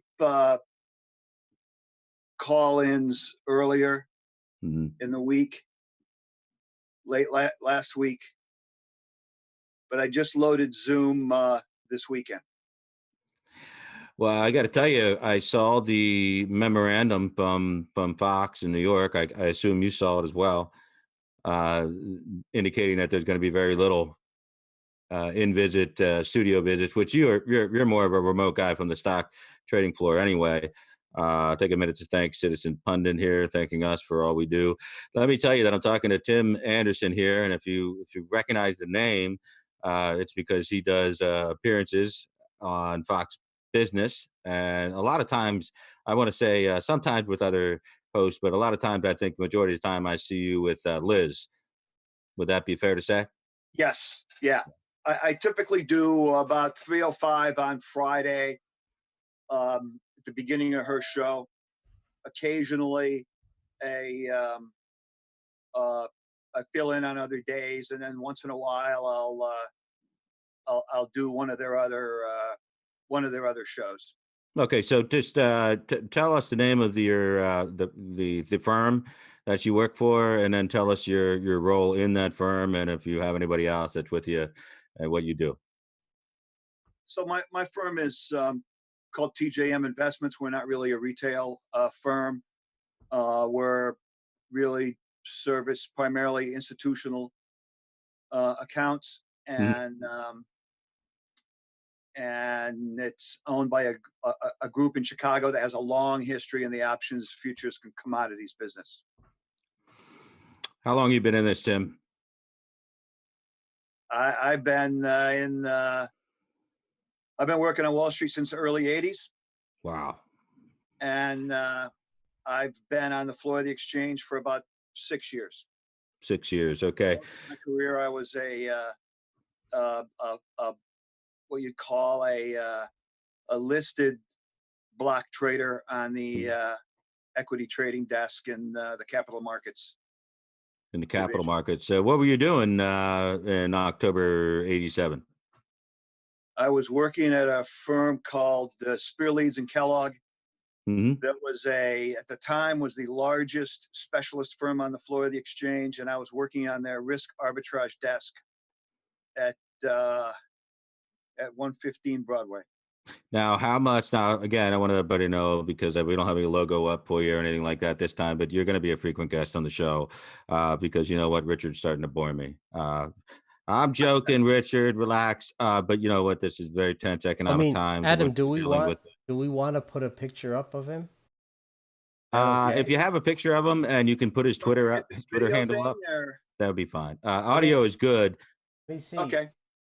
We might replace our Jeff Sessions countdown to humiliation briefly, just so people can recognize you. I think they'll be like, oh yeah, I saw that guy on Fox Business. Just full disclosure, Tim and I have been friends for about 3+ years, and he and Richard Barris and I are kind of a collective brain trust of polls, policy, and markets. And Tim does a lot of article writing, some in his own name, some that you do, I believe, and with a pseudonym or something of that nature. You're writing about the markets. You're talking about the markets quite frequently on Fox Business. They trust you. I trust you. We are in a position where people are just getting disinformation bombed. I mean, bombed, man. And it's so hard to keep track of what's the ramifications are. And you and I talk all the time online or by text, and just how much is too much for the average person to take in. And I find economics to be uh, about 1/8 of the time period people will lose interest versus when I'm talking about politics. So in your elevator speech, it's a lot shorter than my elevator speech because it's really hard, even though it's exponentially more important in the end than a lot of the political stuff. It's so hard to keep people's attention focused on it because everybody in America is in a different silo of earnings, whether they're just starting out and or graduating college and starting out into a job and maturing into their second job and then eventually their third, which hopefully they keep at their highest earning potentials, and then they go and start preparing for retirement, and then they are retired, and then it's a whole different thing. And it's so difficult for people because we have them all right here. About 5 to 7 to 8,000 will hear an average broadcast that we do over the multiple platforms. And of those people, we have everybody from, you know, I'm trying to get a job over the summer, work in college, and I just graduated college. I'm trying to get a job. And then you have the people that are really in this 401k period of their lives where they're just afraid to open it up. And this is a time where that whole thing needs to be answered with expertise, which you have, and not a lot of other people readily available will come on and be willing. As you know, we're not paying you. I don't know what Richard told you, but it was all lies. So you're doing this of your own volition. You're a very smart guy. I've got to ask you before I get into this particular bill that's in the Senate right now. I want to ask you about this whole situation and what we've seen in the market since it really took root here. How much did 1987, even your experience, even though you were still kind of a neophyte, how much did that help you not only in 87 but then going forward to post 9/11 and then of course going into 2008? I mean, how much did 1987 leave kind of a tattoo on you in the business? Well, that was a definite tattoo because it was an unprecedented event when it happened at the time. The Dow Jones average went down 22% in one day. It had gone down maybe about 15% in the 3 days leading up to that. There was just a perfect storm of geopolitical events going on behind the scene at the time. And I would say that this situation is really, it's an unprecedented event. It's very hard. I like to say that a lot of people look for exact replicas of other phases in the market to say this is just like Mm-hmm. uh, this time 4 or 5 years ago, or 8 or 9 years ago, or 10 or 12 years ago. And it's really, these phases in the market are never really just like another point in time. Mm-hmm. They all kind of all have their own fingerprint. Um, I Yeah, kind of, kind of like viruses, right? yeah, exactly. I think what we're going through right now is maybe one part the global financial crisis, one part the the internet bubble, aftermath of the internet bubble bursting in 2000, leading up to the terrorist events in 2001, and then two parts 1987. Now that happened in one day. This had happened been going on for a month. A Yeah. month and a couple days. The one thing that's very unique about this situation is we were at all-time highs on all major indices 5 weeks ago. Yep. And within a week of being at those all-time highs, this sell-off began. And we've never really had a situation like that before. In the global financial crisis, the really the crescendo on the downside was in September and October of 2008. Mhm. There was a 3-week phase there where the S&P 500 went down 33% in 3 weeks. We were down coming into today. The Dow was down 35% from mid-September. The S&P 500 was down 33% from September 19th, and the NASDAQ was down 30% Wow. from September 19th. That is just a mind-boggling decline in an extremely short period of time. But in the global financial crisis, the market peaked in August, September of 2007 and had been going down for a year before we got to really the point in time where the TARP failed, Lehman went bankrupt, Merrill was bought in a fire sale by Bank America, Mhm. AIG was basically seized up and rescued by the government. Fannie Mae and Freddie Mac went into conservatorship. That was really there are probably a couple other events there I'm missing. That was the 3-week crescendo in Yeah. '87 before they came back and then passed the TARP. And then we had a big relief rally that faded, and we didn't really start a sustained move higher until early March of 2009.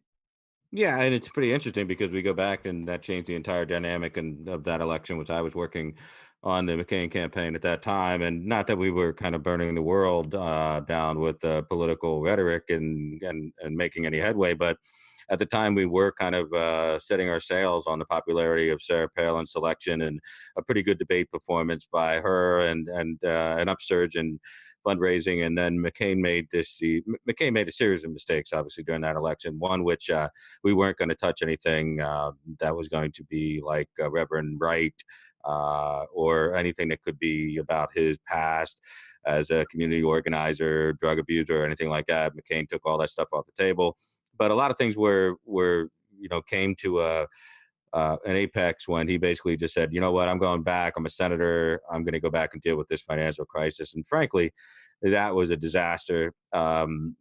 It was a disaster that was fairly, I don't know, I'm sure you have, but if you haven't out there in the audience, seen the slightly liberal version of events that was put up on the small screen with HBO with Too Big to Fail, at least at that point, you're going to get a roller coaster ride through the series of events that led to what was required. And that, of course, I take much more seriously than any other financial event that we could have legitimately harmed our country beyond repair, at least in the near future at that time. Here, like you mentioned, I don't even want to think about where we'd be if we had a marginal economy, if we were hovering barely over a zero GDP. Frankly, I wouldn't even want to imagine if Powell had listened to the president a year and a half ago for the browbeating to lower what is now one of the only effective tools we have to fight with the feds. Which is lowering interest rates, or at least being able to jockey a little bit and fight off things like stagflation that could occur when you bring your country to a standstill. So, as an expert, what you're seeing now, I think it's a beautiful point to make to everybody here. Again, we're talking to Tim Anderson, and Tim is an investment guru. He's in the business. He's been on the floor for I don't even know how long, and he's a Fox Business contributor. If you don't know him, it's TJ Anderson in here. And is that your same handle for Twitter? TJ Anderson 1 in Twitter. TJ Anderson 1 on Twitter. Follow him on there, and you'll find him getting retweeted a lot by Richard Barris and I. So what I want to talk about now is what's being wrestled upon up in Capitol Hill. And just so everybody is clear, and maybe you have some information I don't or whatever, but my sources indicated that we were 90 to 95% of the way done with this deal. over the weekend. We had 5 working groups through 5 different committees and subcommittee chairs, bipartisan efforts with at least 12 to 13 Democrat senators working with Republicans and staffers to come up with this with this bill, because phase 1 and 2, we basically we streamlined it. We didn't parse it. We didn't do anything as Republicans to complicate the matter when we didn't like everything that was in the bill that the House put together. But we got it to the president's desk, and now that it's phase 3, everybody wants to be a little more political about it. But up until Saturday night, I'm told, at least anyway, Tim, that there was a bipartisan spirit that we could get to cloture, that we could get the 60 votes at least, and start debating this thing. And Nancy Pelosi in her private jet landed. And when she landed in that private jet and saw the version of the bill that was being discussed between McConnell and Schumer and other leadership staff, she hit the roof, because she knew and knows that she can't call the whole House back in to session because of the fact that they've got people that are testing positive for COVID-19, and sending congressmen from all over the country, congressmen and women, on domestic flights back to D.C. is probably a recipe for disaster. It's just a logistical nightmare, and they're looking for what they call rarely applied voice vote, Right. which would sign off on what the Senate version is. So she blew all that up. But I want to express my incredulous reaction on how she chose to stop or stem the momentum Saturday night, which was by informing Senator Schumer and Senator Durbin that they have different plans, and so they took every bad, shitty bill that they had that we would hate, and they dumped it all in to a 1,400-page bill, which was meant to just kind of stem the tide and stop the momentum, stop cloture from going forward, because you're dealing with a 30-hour time period at that point. They successfully managed to scare the shit. Isn't this remarkable for me from a political extent? I don't know how the markets. I know how the markets initially reacted to it, but as somebody who knows the markets and knows what it means on a Friday afternoon or a Saturday night, what it means to a Monday, to have somebody come in and start talking about the Green New Deal going into an already $1.8 trillion bill. Mitch McConnell, I think, knew exactly what he was doing on Monday, when he called up a cloture vote that he knew wasn't going to pass, because he put the Democrats squarely in the spotlight. And that alone was pretty tough for everybody but Doug Jones, who voted no, to do that. And they did it. And then Pelosi doubles down with these types of legislative grenades, which were then talked about all day on the news. And so, what are your thoughts? I mean, I know you've been a political observer. You have to be doing your job. What are your thoughts that Nancy Pelosi, after trying to change the Senate business on impeachment and try to commandeer that process from the House, then lands and as a single body, there's nobody else there negotiating this, and tanks the negotiations on Saturday night into Sunday, and brings in all of this crap from a 1,400-page mosaic of bad ideas? Like, what can you tell people from a market standpoint, what people think of Nancy Pelosi right now? I just got to think it's a terrible optic for the Democrats, and I'm trying to look at it objectively. I'm a pretty ardent Trump supporter, and very active, very ardent Trump supporter, I should say. We've talked about that before. Mm-hmm. And I just think it's I don't want to say it's as bad for them as impeachment was, but it might be getting close. Mm-hmm. Yeah, I mean, tonight. Your political contacts are all, so you certainly have much stronger political contacts than I do. It's not really my realm, but there's this story going around also that really the tipping point was, when did she, Sunday, this was her event, her thing Sunday, right? Mm-hmm. There's this story going around that the tipping point was when Rand Paul announced that he had tested positive for the coronavirus. And there were already 2 or 3 Republican senators that were in quarantine. not in Washington. And at that point in time, there were some senior Democrat strategists, probably coincidental with the time that Pelosi was coming back into town, that said, and even though they'd been working with them, they had 8 or 9 Democratic votes lined up. Obviously, they had been helping to write the bill. But then some of the left-wing Democrats started to say they don't have the votes. They're not going to get to 60. So they decided to, go aggressively on it. And I just think it's a terrible optic for them. I think it, that story is kind of floating out there, but it's a contributing factor because, as any cloture vote to move forward with the debate, you need 60 votes. So it's a matter of how many Democrats were going to be needed.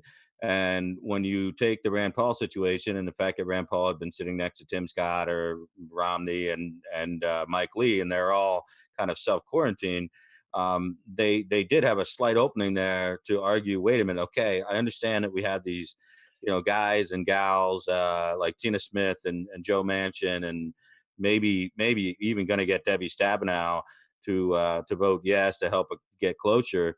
They realized they would need an extra 2 or 3 Democrats to get it over the threshold, and they didn't want to do that. That's definitely a contributing factor.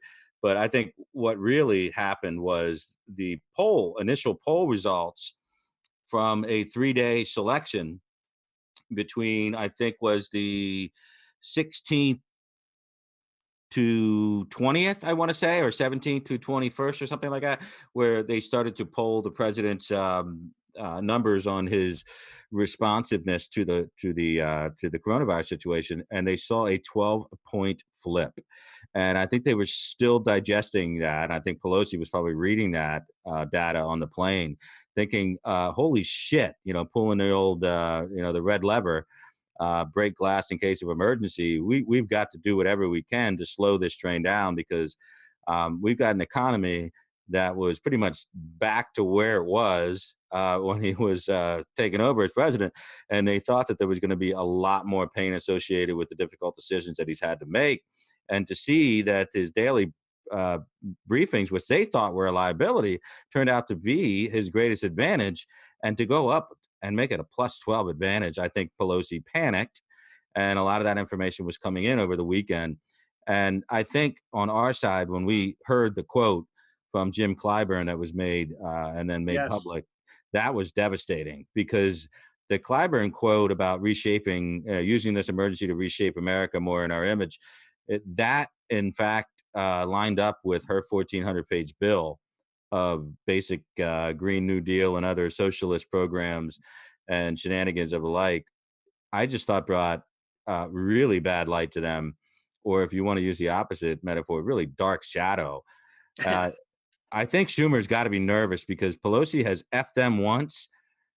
Could she be doing it again? Yes. Yeah.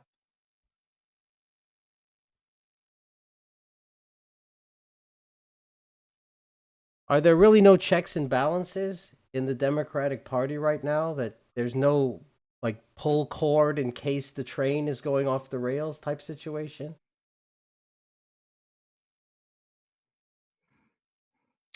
I can tell you that it doesn't appear to be that. It appears to be doubling down on dumb. As Tim said, maybe you thought the impeachment debacle was bad. But Tim, here's the question everybody wants to know. Everybody. And that is how much, like Glenn is saying, exasperation being talked about by pundits all over certain networks, newspaper articles, everything you hear from the global media. And it's just astonishment, it's exasperation. How much of that feeds into this new world of algo trading and almost like a supercomputer approach to getting through the day with sell-offs and buying back into the market? I mean, how much of the market really is the good old days of trader gut instincts, and how much now by ratio is pure algorithm?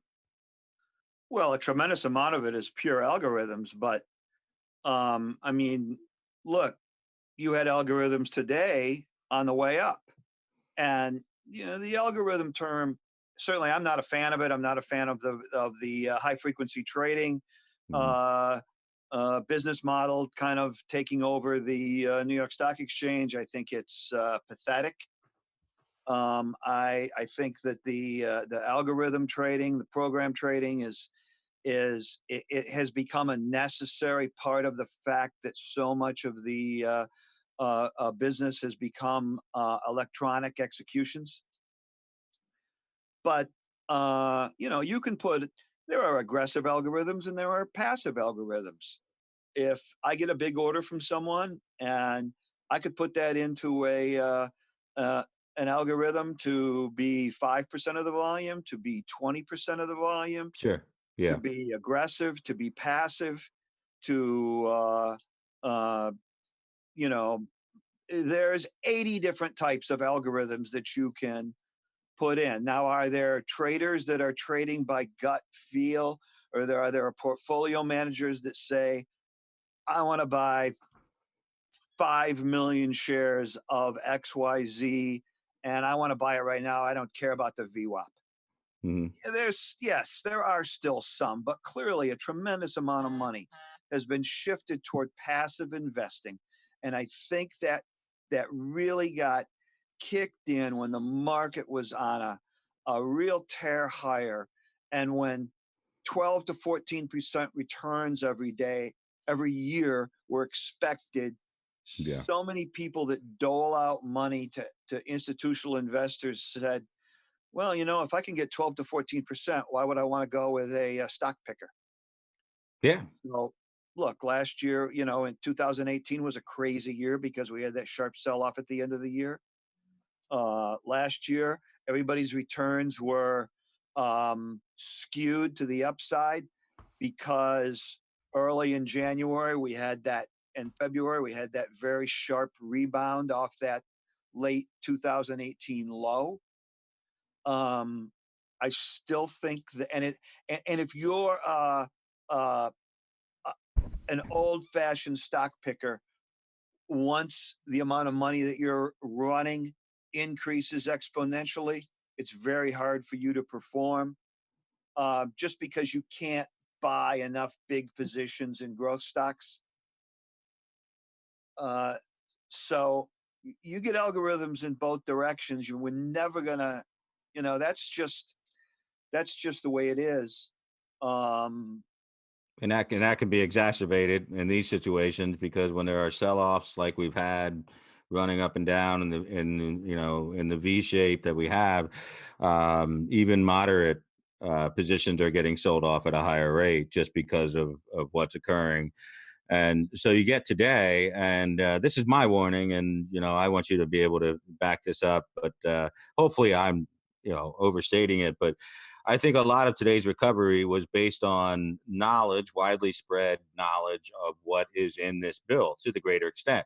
90% of it's done. It's been through K Street, so it means it's gone through Wall Street, and people know which of these stocks that have been getting kicked into kiwis now for a month have a real good chance of getting back on their feet, at least leveled off, and you're going to get blue chips that are going to be around forever. You're just waiting for a floor. So, I mean, how much is this giant biggest gain?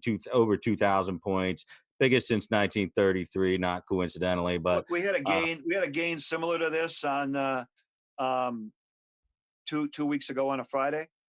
The mm, Dow was up just shy of 2,000 points. The S&P yeah. 500 was up 200 points. Ironically, it happened to be Friday the 13th.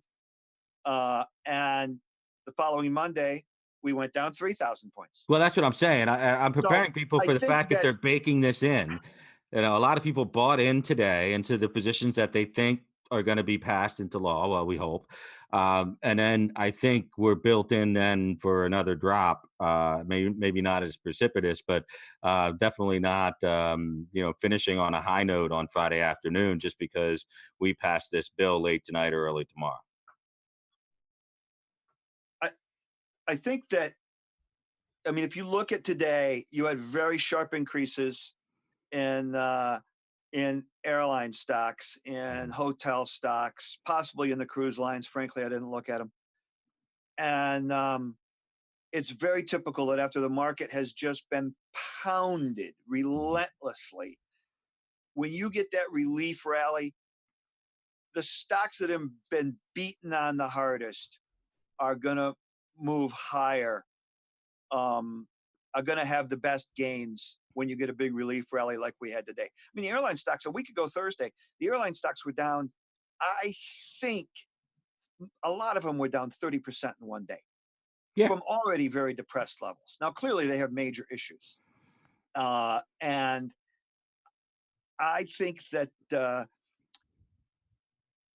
this was one day. We have not had 2 consecutive up days in the market since for over a month. Well, what are the futures at right now? I haven't looked, to be honest with I you. haven't either, but I guarantee it's probably not. I think the Great. Dow futures, as of 7 o'clock or so, they were up a little bit more. I think there's a reasonable chance for some follow through today. It's very tough to get an up day after you have a 10% up day. Now, that being said, the market was ridiculously oversold last week. Yeah. And even though we went down 4.5% on Friday, the internals of the market were not nearly as slanted to the downside as the major averages were. I mean, on Friday, I think the advanced declines were only negative by 3 to 2. There were only 300 new 52-week lows. On Wednesday, earlier in the last week, and on Monday, those new lows were probably between 1,500 and 2,000.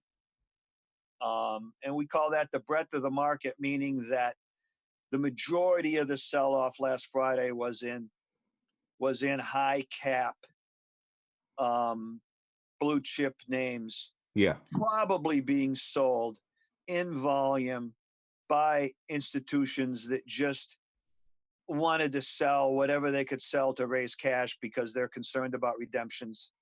And, they just didn't know what this week was going to provide.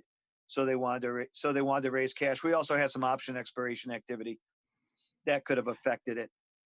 I think also in today's rally, I think what helped it a tremendous amount was Trump's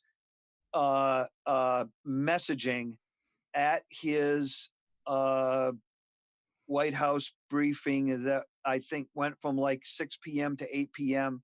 On Monday, where he really started talking about getting the country back to work. I definitely think the market wants to see this stimulus bill, this relief bill get passed. Yeah. But I think it also would love to have some visibility, even if it's just an outside range, as to when we think we might be able to start to get back to normal. Well, see, that's my issue. Weeks. Go ahead. My issue as an analyst on the political side, and you may share it a little bit as a financial analyst and a broker and an investment guy, is when we make somebody a national figure. In this case, I'm talking about obviously Dr. Tony Fauci. With a lot of people, half the people love him, half the people don't trust him, and all this other stuff. But we give them a tremendous position of power. Now, you've got this tenuous relationship where he has to constantly repeat to the media, stop trying to create daylight between the president and I, whatever. Well, we know privately behind the scenes, there's plenty of daylight between him, particularly when the president is making offhand comments to Bill Hemmer today about packed pews on Easter Sunday. So you've got this duality, if you will, that is going on for the conferences, and then what's actually happening behind closed doors in the Mike Pence task force meetings. And the market doesn't miss a thing. I think a lot of people need to understand this, is that not everybody who's a trader or in an investment firm or working for a hedge fund has political contacts and knows everything that's going on. But the market instinctively reacts and knows what's happening at all times.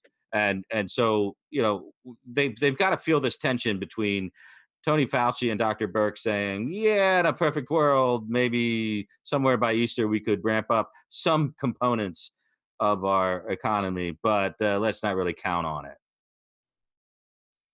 Well, look, I don't agree. I don't disagree with anything you said. I mean, the market is historically been the best predictive tool for, in reality, where we're going to be 3 to 6 months from now that we've ever had. And I've looked at it a zillion different ways. I mean, even if you go back to World War II, the U.S. stock market bottomed in 1942, even before the D-Day event. The U.S. market bottomed a year and a half. Think about this: a year and a half before D-Day, 1944. Yeah. It's remarkable. So I think that look, Fauci and even the woman, Dr. Birx, yeah, are scientists. Okay, his whole career, his whole life is about models for, getting tests on models for these viruses and illnesses and being able to pattern them. They want the largest sample they can possibly get. Yep. And then they want to get some conclusion from that that's definitive before they're comfortable with something. And that's great. And I think he's a very credible guy. And I think he has done he's a tremendous communicator. And clearly, Trump is going to take all of that information and say, okay, I hear you. And then try to figure out, balance that against what's the damage long term to keeping things shut down into May. I think it's probably significant. I think the market would love to hear that we're going to do everything we can to open, what was he talking about? Easter weekend. Okay. Now, there's some parts of the country that will probably be more ready to open then than others.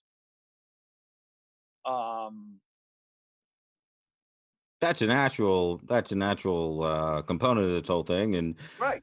As we were talking earlier, before I have a question I want to ask you here from one of our listeners tonight, but it's clearly we're going to have a lot of data. Unfortunately, we're going to have a lot of data over the next 7 to 10 days in New York, and in some cases from California. We've already got some data in Washington, but that's not proving as problematic because of the seeded cases there were, of course, in a nursing home, and facility workers and visitors from that nursing home led to whatever is going on. I think beyond, we're talking about 320, 330 million people here. We're beyond what South Korea did. I mean, everybody keeps talking in the media about South Korea model. Test everybody, track everybody, see where they were talking with. We're way beyond that. There's no capability for us to do that. And it would be kind of like trying to empty the ocean with a bucket. It's not going to happen. So, but for investors, and I want to ask you two questions. And the first question I want to ask you is on behalf of Cheryl. She's a long-term dividend. She calls it aristocrat investor. She's been through 88, 92, 2000, 2008. The dibs keep coming. Your thoughts on this strategy? Some of these larger companies have suspended dividends for now because of the volatility of the market. But how sound is this strategy to just stick with it as a long-term investor? Well, from these levels, I mean, we're down, before today's move, I mean, you're down over 30% on the S&P 500. Hmm. So now that being said, you got to realize that probably all projections for earnings for a good chunk of the S&P 500 for this year are probably thrown out the window. Even projections for what our economic growth is going to be for the year should probably be completely redone. I mean, you've got wide ranges. You've got Morgan Stanley saying that maybe GDP could be down 30% in the second quarter. You've got Goldman Sachs saying that GDP could be down 24% in the second quarter. Yeah. And you've got people saying 10 to 12%. Maybe they haven't updated that yet. But if we're back online by, if we're 75% back online by May 1st, May 1st is only a third of the way into the second quarter. We were running at potentially 3% GDP for the first quarter coming into March. Mhm. What's March going to be? Maybe it's going to be down 2%. Maybe it's going to be down 5%. We're not going to, we might not have a negative first quarter GDP. So, Yeah, I mean, you know what? That doesn't. I mean, typically we need that to qualify a recession. I studied political economics, a little bit different of an animal, but certainly got my fill of it more than I wanted in college, and right. I've been following it very closely, obviously, for the last 5-6 years. And you know what? You got to have that, zeroed out or negative GDP to get everybody, even starting to rally and call it a recession. But when you don't, and say you're at a 0.5 plus GDP, when that's in conjunction with a market that's lost, God knows how many percentages off the last year, or I'm sorry, lost the gains off the year. I mean, they're going to start using the term recession. We know that. You're not only in the business of the market, you're also talking to the people that talk to the media. And we know that it's not Fox Business that's pushing this crap, but we know that there are other media outlets that are looking for business analysts and market analysts to tell them that we are already there, and it's only going to get worse. Oh, And absolutely. how do we Absolutely. stop that? I mean, we're just one network, one tiny network at Fox Business that's just trying to push back on this. And I think Liz does a great job, but I think Charles Payne is a hero and should probably get the Presidential Medal of Freedom or Honor or whatever at some point. But where do we go these days for a little bit of optimism? Because as much as people love Donald Trump and support him, when it comes to their 401ks, they want to listen to somebody else. Right. Well, look, we're in uncharted territory. Now, to get back to the question that you initially posed, you got to keep it in a frame of reference that we're down 30 to 35% in just over a month, less than 5 weeks. Now, maybe we were a little overvalued at the top. I think we all admitted that. I think I even heard you say that once, reluctantly. But it wasn't. We weren't in bubble territory. No. Okay. Yeah. But we were stretched a little bit. There's no doubt about it. We'd had what they call a multiple expansion rally, and that really is a rally where it anticipates earnings growth going forward. And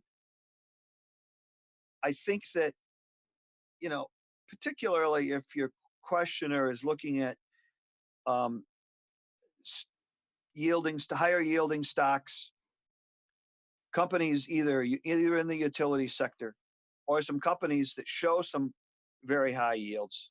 Mm-hmm. You got to be a little bit careful because some of these companies will cut their dividends. I gotta think Exxon probably will. It Yeah, yields over 11%. Uh, not but the only one from the energy sector. Occidental Petroleum cut their dividend Hmm. 2 weeks ago, and the stock actually rallied. Yeah. So they're doing this really to preserve their cash flow right now, because some of these big companies, even though they're great companies, and they're well managed and well run, and prudently have prudent financial uh, management from the CFO level. This is an extraordinary situation that we're in, and they still need cash flow. So, Well, yeah, I mean, I've seen it between some of these, the shale companies. I've seen it between one company like Anadarko, who, they just go all in at one point and they don't have any cash on hand. And then when the crunch comes in, there's no ability to pay back. And then there are others that have a smaller nut, that I've worked with over the years, when I was in state government. And problem with the energy industry is it's the hardest thing for us to get money to in a bill like this without of getting course, clobbered over the head. right. There are things we can do, and I think the president started a first step in exploiting the war, the pissing match, if you will, between Putin and OPEC, over pricing issues and gluts, and just start purchasing up and just fill up the strategic reserve. No brainer move. Absolutely. Absolutely no brainer move. But if this thing goes through, and this is the $64,000 question I have for you. I mean, if this whole thing goes through, as Larry Kudlow introduced to the nation rather suddenly and unexpectedly, that there was, he packaged together the $2 trillion that is planning on coming out of this bill with the $4 trillion of what the federal government's ready to do as far as loan and liquidity and all that other stuff. Holy shit! When people heard 6 trillion, which I think in a year our discretionary funding is like 1 point something trillion. Now I think that I think that he was talking about, and I didn't see it, but I think he was talking about the $2 trillion bill going through Congress Yeah, and they was talking about the 4 trillion from the that would be Federal made Reserve. available from the From the Federal Federal Reserve. Reserve. Yeah, so he Okay. combined that, which kind of like, you know what? It's two separate things, but it's still it's glaring to the average American because no matter what provisions and protective provisions and whatever is in there, 6 trillion is essentially discretionary, non-discretionary, like 2 years of spending of the American government. And we're not talking necessarily about bringing the money in. We're actually deferring, and in some cases, not even going to collect on these loans. How realistic is it? As you know, I know we had a strong economy. I know we had, the strong dollar. I know that we had some room to move, and we took that room as far as the Fed was concerned.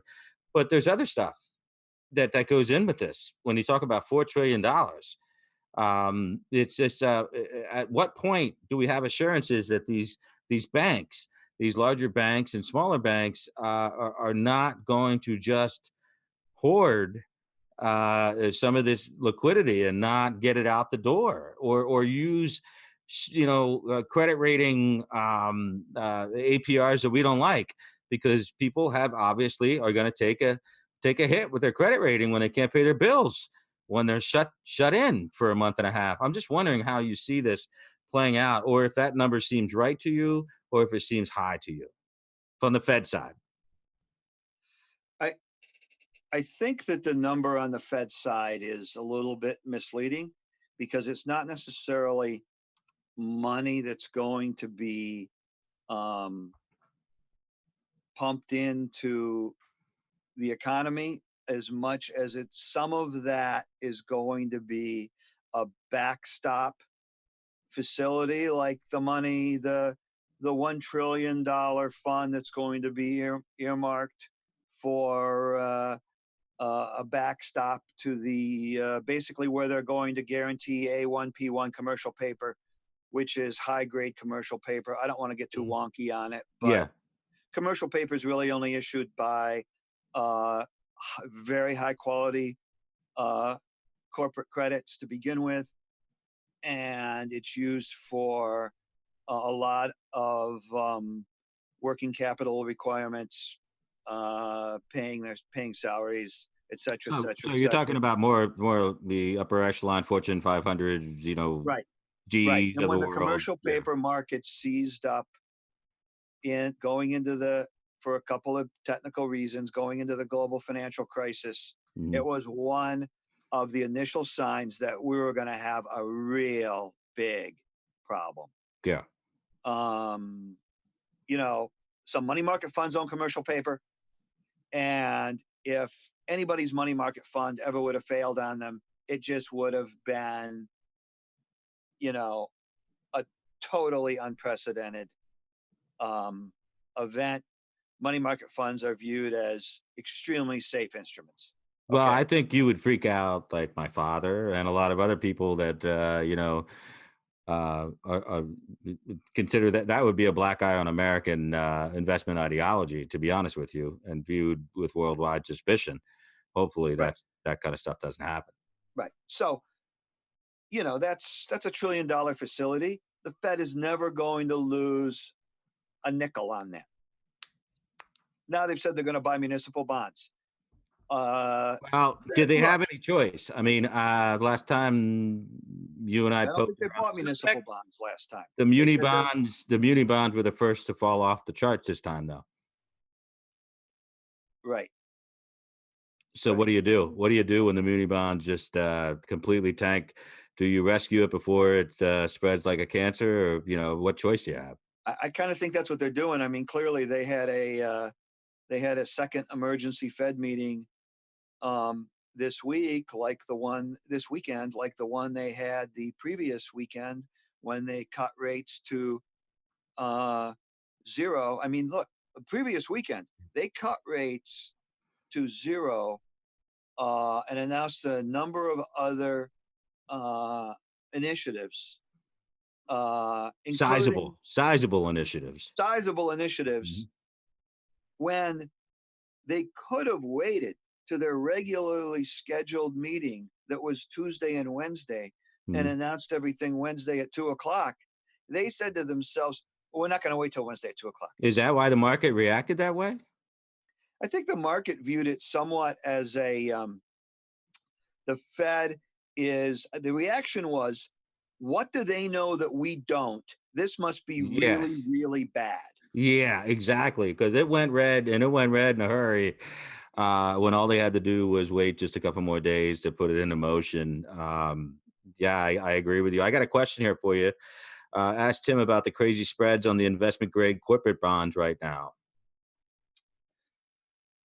I'm not really an expert Mhm. on the corporate bonds. I have heard about crazy spreads going on in that market. I just think it's indicative of an environment where, look, a lot of companies that are have always been good credits for all the right reasons have never had a situation where, just as an example, some hotel rates around the country are 5% occupancy. Yeah. That's unheard of. I Well, mean, the airlines, by the way, are about the 20%. airlines have like 5 or 6 people on Yeah. flights. Yeah. They're down 86%, TSA says, on screen passengers. 86%. So you're these spreads are going to be are going to be crazy. I'm sure if there are some really, really, really smart uh, corporate bond analysts out there, once this bill goes through, that are going to be able to find some real opportunities. I'm not one of those guys, but Yeah, I'm not. I I'm know not. that market's been wild. Yeah, it's wild, and we're talking about here. He's saying he picked up an 8-year AT&T at 4.1, with the 10-year at 0.82. Look, I can't really, I work for a registered. I mean, that sounds like a very attractive uh, deal. And I'm more than happy to answer any questions. The only thing I Yeah, no, got no. to I mean, throw out there I is don't want you. I don't like to answer specific I'm questions. not a registered analyst, so Yeah, I can't. I could yeah. talk about like Yeah. sectors, and I don't mind talking about bonds because I'm not even in the bond market. I'm the same way, and frankly, the I, bond market to me is something I watch only for indicators, because I'm not obviously invested in the bond market, but I do have that's something that my father's heavily invested into, or so it's something I also use it as an indicator for future market activities, as you do. We all look at bond yields. We all look at this stuff. Um, it's very interesting that the bond on the Monday after the move by the Saudis to cut oil prices 30%. You had a very, very volatile day. The market was down. We had a down 5, 6, 7% day. It was the first time we had the circuit breaker go off. I think the Dow was down 2,000 points by the end of the day from a higher level. The yield on the 10-year note got to 0.4%. Was there for a good chunk of the day. The yield on the 30-year bond got to 0.9%. That's below 1%. Now, even in the crazy declines we had last week, the yields on those bonds have got nowhere near that level. And is that what killed? Is that what killed the talk of 50-year bonds, which is being floated? At that point. I think that there's a good case to sell. If you're not going to sell the 50-year bond, you got to at least sell as many 30-year bonds as you can. Which apparently is a tough sell right now. I know that the Treasury has been going to all of the registered bond dealers to get input from them on what the market would, how 50-year bonds would be accepted by the market. And the registered bond dealers are not that enthusiastic about it.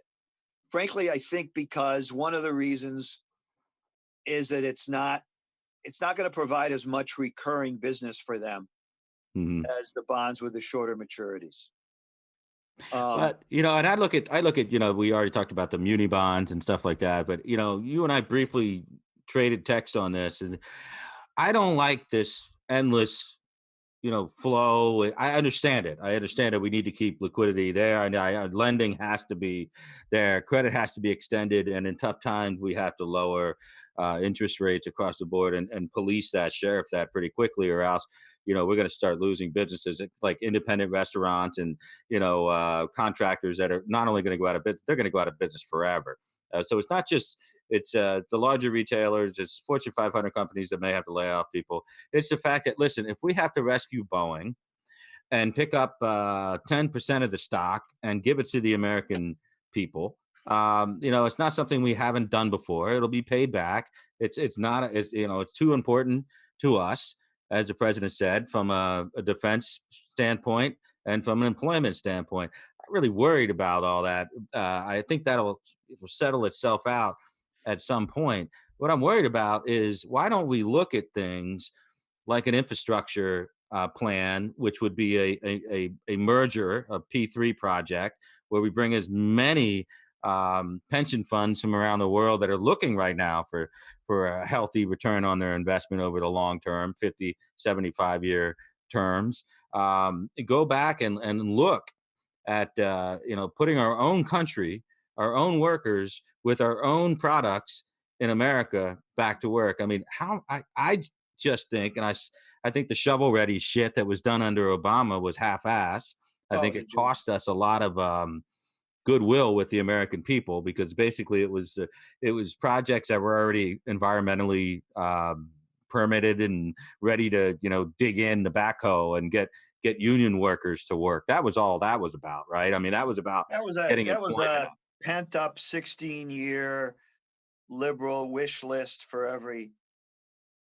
It was spending. It wasn't really stimulus.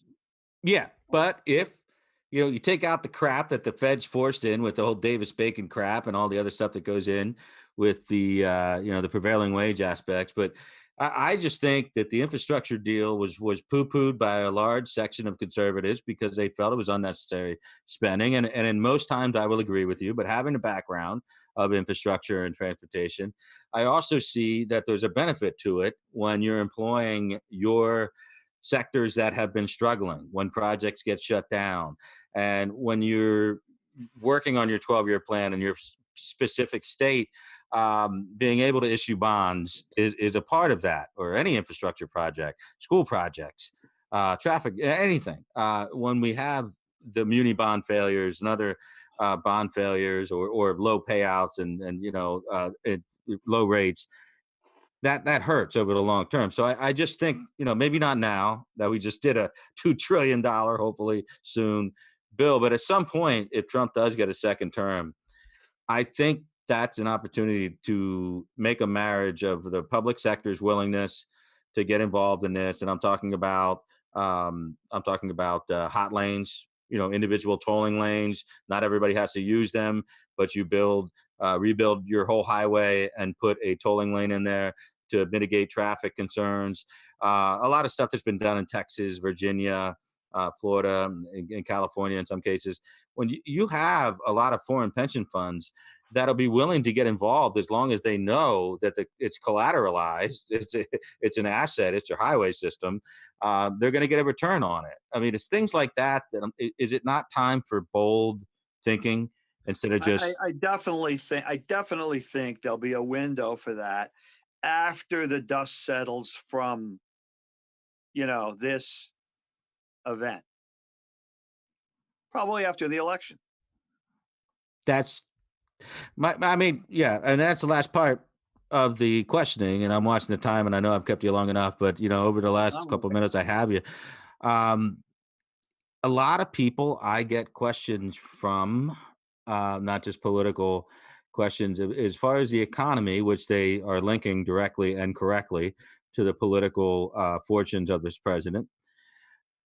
Are we being realistic, or do we need to wait for unemployment numbers and GDP for the quarter before we make our predictions on how realistic it is to get things back on even footing, or an even keel, by the time we get into the fall before the election? I just think the numbers are going to be so skewed when you talk about March unemployment. When you get to March unemployment, that's going to come out the first Friday of April. Mm-hmm. And then when you get to regional Fed surveys and other major pieces of data that feed right into GDP, the numbers are going to be so skewed to the downside. It's really going to be all about what's the timeline on getting the country back to work. Because you're not going to have this big rebound until after people get back to work. So you've got to have a massive escalation in testing cases. Mm-hmm. And you've got to have this mortality rate continue to go down below 1%. And Which you've got is to, where we're at, which is and good you've for got now. to, and you've got to just beat down on this media narrative, if you want to call it that what we're dealing with here is something like a real life version out of the movie Outbreak, where people catch this thing walking down the street and drop dead 30 to 45 minutes later. Yeah, I mean, they clearly are willing to throw That's it not into what we're dealing this with is here, not a but some of the hemorrhagic fever. media reports, you'd think that that's what's going on. It's much more like Contagion, which is a more recent movie. But that movie, Contagion, had onset consultants that are doctors that are now working on our very own situation right now. And there are lessons to be taken away from that, because that was a movie where they not only took on the fake news angle, which was, I think, something called Forsythia or something like that, which the guy, I forget his name, the English actor Jude Law, who was trying to like make money off of that. So we have that angle of it. But we also have the CDC talking about social distancing. It's a respiratory acquired illness. It's much more deadly in the movie, but it's also a streamlined process of getting a vaccine in play, a treatment in play, including at the risk of the one doctor's own life. And we see that now. Right now, we see that we have the CDC and the NIH are working with volunteers who are willingly getting infected and then Yep. treated with different vaccines at different amounts. It's going to take a while, but we have a lot of heroes that are working out there, and they're working really hard. I think personally, there's two recovery sectors here. One is the manufacturing, retail, service industry side of this whole thing, which is going to be getting the people out there literally back to work. That, I don't think the demand is the problem. I don't think American consumerism is going to die. I think it's going to be No, more like no. Trump said, it's going to be pent up and ready to go. Oh my God, What I yes. see is that we have a chance here to show the world and a lot of Democrat progressives out there that our healthcare system is the best, and Yes. that we can absorb it, and we can not only do what is needed and required, we can do it better than everybody else. And you know what? I think there is an investment sector waiting to happen for the government. I think the government needs to look at healthcare in a different way. I think we look at it in this way that it has to be somewhat subsidized, controlled, state by state. I think there's a different model, and I think it's the exact opposite to what the Democrats want. It's the exact opposite of Obamacare. We've got to incentivize and monetize, and we've got to really put in the American collective consciousness that our healthcare system is an asset, whereas Bernie Sanders and Joe Biden and Elizabeth Warren run around and act as if it is an albatross Yep. around our neck. And I Yep. completely disagree with that. And I think if we can get the insurance companies online, we can promote competition, drug pricing transparency, treatment transparencies, hospital to hospital, and stop protecting these large conglomerates that buy these hospital groups. I think if we can bust through that wall a little bit and win this battle in a convincing fashion, the sky's the limit for us. My only question is, we're really asking a lot to have everything squared away by November 3rd. Well,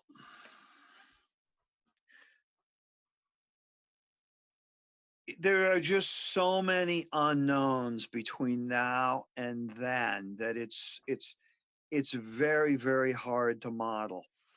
And a lot of investment professionals do a lot of very serious modeling. Um, the old story in the market is that the market will embrace good news. It can deal with bad news, but it just absolutely can't stand uncertainty. You got that. Whew, Because if there's uncertainty, you just don't know what to put into your model. You don't know how to start with your bond versus stock allocation, and then you've got to decide in the equity or the stock area what sectors to overweight and which ones to underweight. uh, And Let me ask you a bold question here. I don't want go. to cut you off, but I don't want to forget it. Um, a lot of people, pundits, people I see on Twitter, Periscope, elsewhere, YouTube, have said in some instances that Mnuchin's insistence on keeping the markets open at all costs is, in some cases, a mistake. I tend to disagree. I think it's shutting the markets down for any period of time is tantamount to closing off the ATMs to people's bank accounts, and would have an adverse reaction when you open back up. There might be a run, very much like we saw on the banks in the Great Depression. So, how would you grade Mnuchin or Steve Mnuchin's just his? Don't get into the legislative side because I know he's a rookie on that. I'm evaluating that side, but Mnuchin successfully keeping and lobbying the president to keep the markets open at all costs. that message has clearly been received by people, by traders and investment hedge funds alike. So, and what do you think of his performance so far? I think he's 100% correct. Um, look, a lot of people have,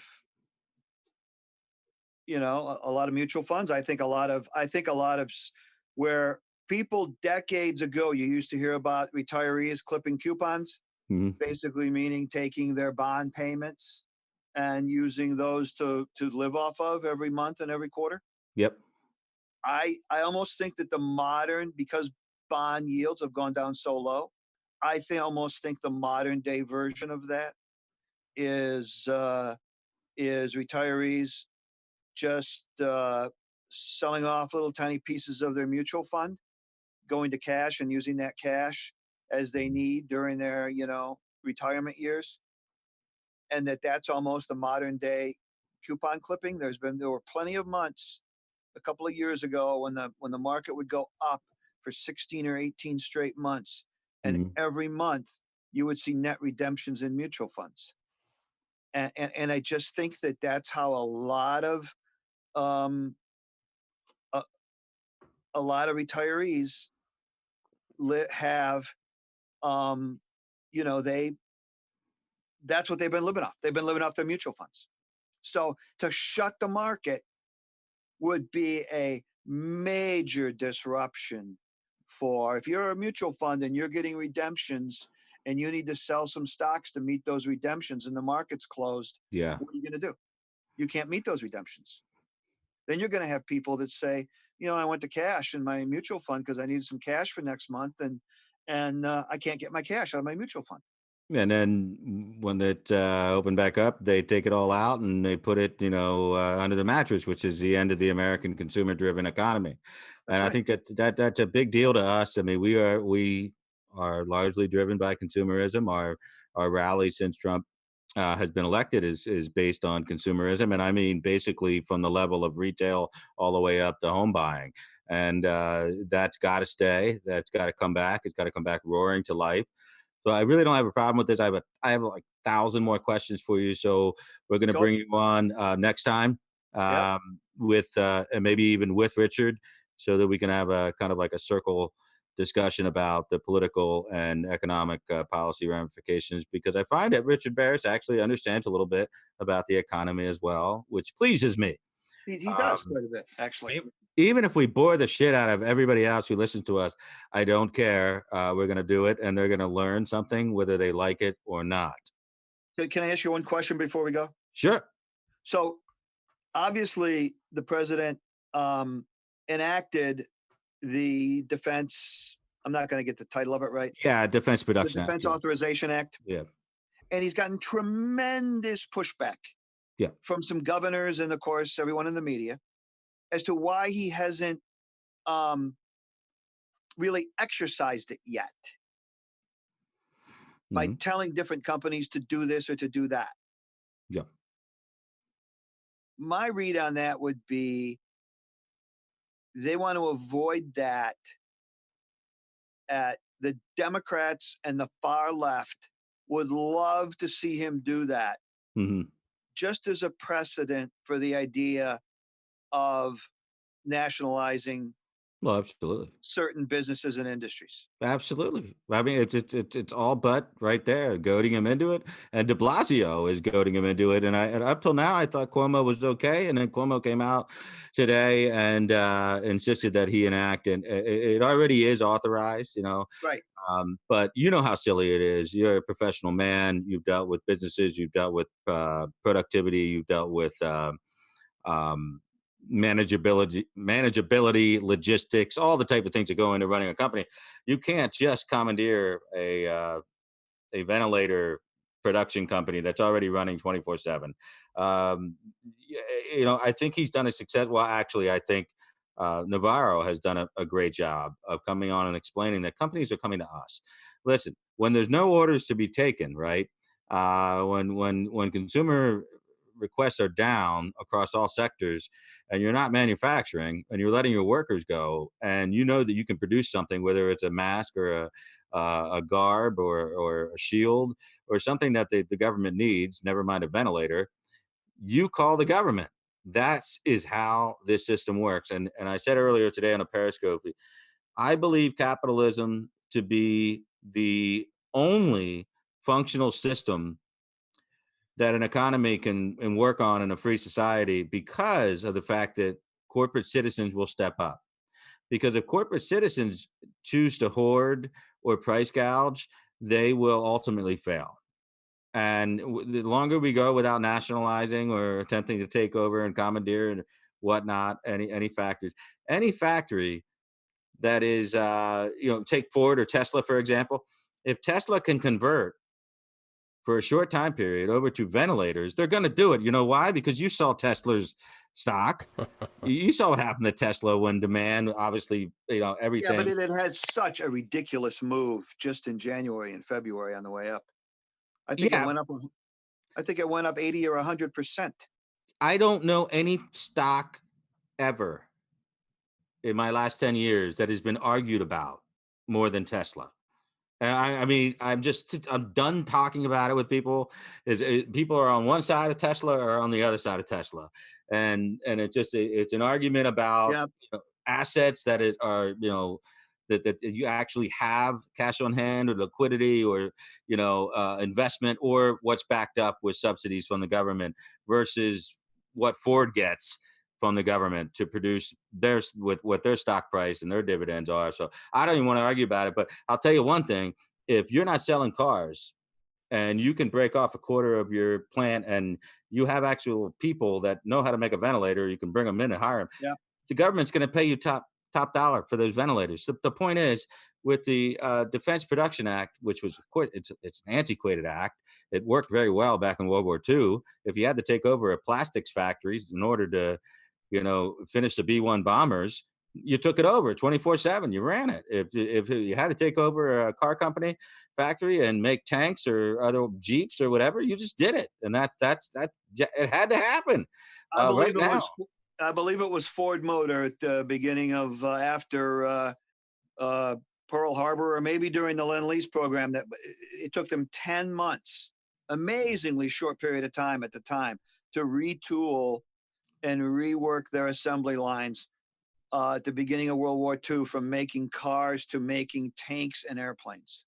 yeah, which is great because you know what the interim is, and this is a story I don't really like to tell a lot because it gets everybody's patriotic hairs up on end. But in between there, Henry Ford had a lot of deals to come up with military vehicles for the Nazi army. So I mean, there's a little bit of They have a a reputation chink of in the being armor, but 100%. yeah, that helped them transition easier from cars to tanks. That's great, but I think this is one of the most remarkable. I don't think it anymore. I know it. It's one of the most remarkable times in American history Oh, because I've it's studied it. incredible history, right? We're living Like in it. every day, coming We're at you living through in it. like a fire hose, 24/7. I got And one other question for you. yeah, What's the line on the Georgia Republican Senate primary with Kelly Loeffler and Doug Collins? And is mm, the Republican Senatorial Committee still fully in support of her? no, Given the they're fact paralyzed that, right now. From my pardon? understanding is, they were prepared to launch a fairly stealthy assault like they've done before in the past. They were going to do it against Doug Collins, Right? and Doug Collins essentially dared them to do it at this point. McConnell Yep. has basically told everybody, at the leadership pack, just leave me alone for now. We've got other things going on here. Right? And the president has said very little at this point because of everything that's going on. Yep. Fortunately, President got a chance to endorse Tuberville over Sessions Yep. before the world went to hell. But I think when push comes to shove, I don't even know that that Kelly will stay in it. Because as you know, there are 3 different alphabet agencies that look into this type of Yep. activity, and they don't just look at you; they look at your spouse. And I think Because that, he's got an issue too. yeah, I very mean, much you got so. to hear her husband is the chairman and president, CEO of the Intercontinental Exchange, which owns the New York Stock Exchange. Yeah. And How do he you, sold stock in that company the same day that she had a top level security briefing. Yep, and that's not what we call a blind trust or any. That's not even what we call a tissue paper Chinese No, that firewall. was not a managed account. Yeah, No, so I don't think his account was a managed account. I'll tell you what, she's not an outstanding representative of that state as a senator anyway. That state is actually going to be, depending on how things play out, a very interesting state for us. It's not going to be more than 4 point differential. Right. So what we need is somebody like Doug Collins, and we need to wake up Brian Kemp because he can be a real backwood dumbass sometimes. And I think Doug Collins is a much better advocate statewide for us than Brian Kemp is. And I like him winning that. I like Tommy Tuberville winning his Yep. unfortunately delayed runoff. And you know what? Like I said to a bunch of different people, Tina Smith up there in Minnesota getting in line with blocking this bill from moving forward twice really puts her up on the radar next to Gary Peters and who's Doug Jones. Obviously, he voted with him, but he's already dead in the water. So you start right now. I mean, as bad as things are economically and politically shaky, right now, Mitch McConnell is in his own incredible, intuitive way, has things moving in his direction, and things are not trending in a direction where you're going to make it easy to knock off McSally or Collins. Might still have a shot at Gardner just because of pure politics, but certainly Joni Ernst is now rock solid safe. I think Tom Tillis is going to be good. What Richard Burr did, I think, was almost as bad, if not worse, than Kelly. He doesn't have the excuses that at least Kelly has as far as the delayed notifications of the trade. But what she wasn't telling people, like you said, is her relationship with her husband. And of course, the press didn't push her on it because they're lazy and they're in bed with this bullshit. But I think Richard Burr is in trouble. This will continue to drip, drip, drip. And I want everybody to know that in 2018, very fortuitously, they passed a bill that no matter who's the governor, they have to, much like Arizona, they have to appoint someone of the have to appoint a same Republican. party. State party will pick 3. Governor picks one of those. Thank God Is we that did state that. by state? What's that? Is that state by state? No, not every state has that rule. Right. Fortunately, North Carolina put that in there in 2018. We got lucky on that one, my friend. Just in case Richard Burr hits an iceberg. He said he wasn't going to run again. He's up in 22. So politically, he's kind of a lame duck already. Right. In bed with Mark Warner, terrible intelligence committee. You've got Feinstein over there with a far higher amount. And she's got a 30-year history of insider trading. Yeah, and her husband is just absolutely inside these businesses. It's just a bad look all around, and I know that it upsets guys like you. The guys like you who work around the clock on this stuff and play by the rules. It is just I can't imagine how upsetting it is to see people with the ultimate inside information abuse this stuff and get away with it. It's very. It's one of the reasons why Congress has a single-digit approval rating.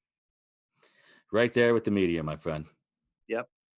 I can't tell you how much I appreciate the long time we've talked about getting together on here. I think we probably touched a lot of our conversations, and I spoke over the heads of a lot of people that wanted to ask questions. So what we're going to do, I promise you, is don't ask them for stock tips and all that crap. But if you really want to an understanding of what's going on in the day-to-day, week-to-week market, bond, any of those ratio questions with the stock bond ratio. This guy knows what he's talking about. He studies every curve down to the decimal point. We're going to have him back on, and I think we're going to do a gala, like a big one of these Saturday nights where we can get Richard Bears and get Tim Anderson on here. Again, Fox Business News contributor. It is TMJ Investments. Am I correct? It's TJM Investments. TJM. Technically, I'm not technically a Fox Business News contributor, which just means they don't pay me when I go on. Exactly. Technically. But that doesn't mean anything because you contribute occasionally. Listen, every time I've done anything for everybody on any network or writing for a publication, they refuse to call me a contributor as well. I don't give a shit. I'll call myself a contributor. So with that, it's really been a pleasure being on. I'm a big supporter of your effort, and you do a great job. And it's my pleasure to be on. Anytime I can add a little bit of value, I'm open.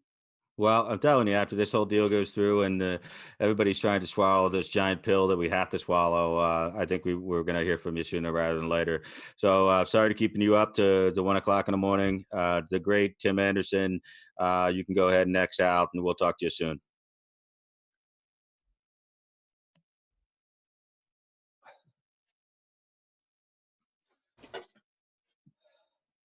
Eric, I think he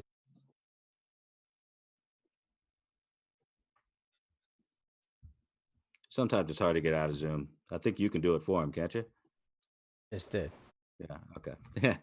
I want to recognize that our viewership is cut down a little bit while we went into the deep weeds here, but I think upon rewatching, you're going to learn that a lot of the content that was discussed tonight is going to be what is discussed on your boob tube over the next 2 or 3, 4 days. I want to thank everybody for hanging in there for us. I want to thank Glenn for getting that graphic done as quickly on the fly production. It's going to be another day, I believe, until we see this deal done. And when I see it, I will read it and we try to go over why it is better than nothing at all and necessary. And I'm sure there's going to be a lot of complaining, Glenn. The Breitbart folks are going to be all over this. You're going to have, all the usual suspects crawling over every word. And I'll try to find what's real and what's not real for you. When it passes and I get a chance to look at it, if it passes tomorrow, maybe Thursday is a day to come on. If not, if it takes even longer than that, it's going to be bad news for America. But then we come on Saturday. Area 55, we appreciate that. Oftentimes contributor, $10. Both provide perceptive commentary, rascally humor, if you know what I mean, a winning combo. Well, that rascal would be over there on that side of the screen, but we appreciate that.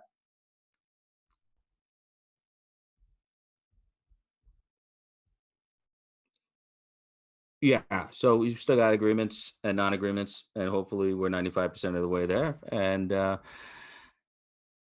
hey, what do you want from me? We're all trapped in our houses. I'm quickly running out of booze, and it's one of those times. One of those times where I'm out. They I had some White closed. Claw. Didn't they close all the liquor stores in Pennsylvania? Yeah, the liquor stores in Pennsylvania have been closed for a week. So you're screwed. But I'm like 5 minutes You're away. stocked. I can go right to the New York, across the New York border in about 8 minutes. Yeah. There's a liquor store right there. Too bad I don't drink, Yeah. but maybe if you put in an order, I can hold it. Yeah, for you. if I definitely hit the wall on this stuff, I even joked about it with Obi too. You end up hitting a wall on this stuff. Either boredom or liquor. We know where to go because we can at least shoot some guns and drink some liquor, and that would be old Glenn's place. So everybody, hang tight. We're almost done with this legislative process. I think everybody will feel a little bit better, but I think the Dow is probably going to dip a little tomorrow, not only because of the indecision, but because they already baked in the 1.8 trillion, $2 trillion that's going on. So, wow, thanks. Very nice message from Lynn Brown there. Thank you. Very nice. Everybody showed up tonight, and not only did they show up, they ponied up. So they don't want us to go anywhere anytime soon, Glenn. So we won't let you down. We'll be here. Let me quickly address the Nevada governor decided to take advantage of this man who decided to make his own concoction of chloroquine phosphate from his fish tank and kill himself. So what they did in Nevada, the Democrat governor decided to ban hydroxychloroquine, which is, of course, going to be not legal and will be issued an injunction immediately. So pretty silly, but politics is always going to play their, as petty as you could possibly imagine, always going to play their little role in this. So it's kind of pathetic. So anyway, I'm going to go ahead and sign off. We've been on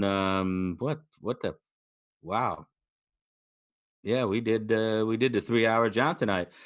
So if this is my commitment, if it works out for Glenn, if we have a bill done by tomorrow, I get a chance to look over all of it. We could do a Thursday night edition, talking about it, going through it. And what we'll do is go over what's really in it and what's not really in it.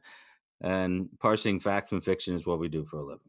So if McConnell's on the floor right now, that means he's not in there, which means either the deal is done, probably not, or he's so sick of their shit, he's walked out to the floor. He's done that several times over the last couple of days. So what I'll do is I'll hop off here. I'll go pop on the C-SPAN 2 Senate station and keep an eye on it for everybody. Again, thanks, Glenn. Great production. Thanks for getting Tim on here. I'll see y'all very soon. Yeah, Adam. Night. Thanks for watching, everybody. We will be back then, I guess, Thursday with Adam Gingrich and possibly others. Stay tuned. If you really want to find us, always go to magacoalition.com. And the top post will always be our current live stream. We are on, generally speaking, Tuesdays at 10 Eastern Time, Saturdays at 11 Eastern Time, and Sundays with the Colonel Jim Pillow, 8 p.m. Eastern Time. That's our general schedule. This time we're telling you we'll be on probably Thursday at 10 Eastern Time as well. So if you have trouble finding us on YouTube or Periscope or Twitch, you can go to magacoalition.com. And the embedded player will be right there for you to watch. I will see you Thursday, 10 p.m. Eastern Standard Time. Have a good one.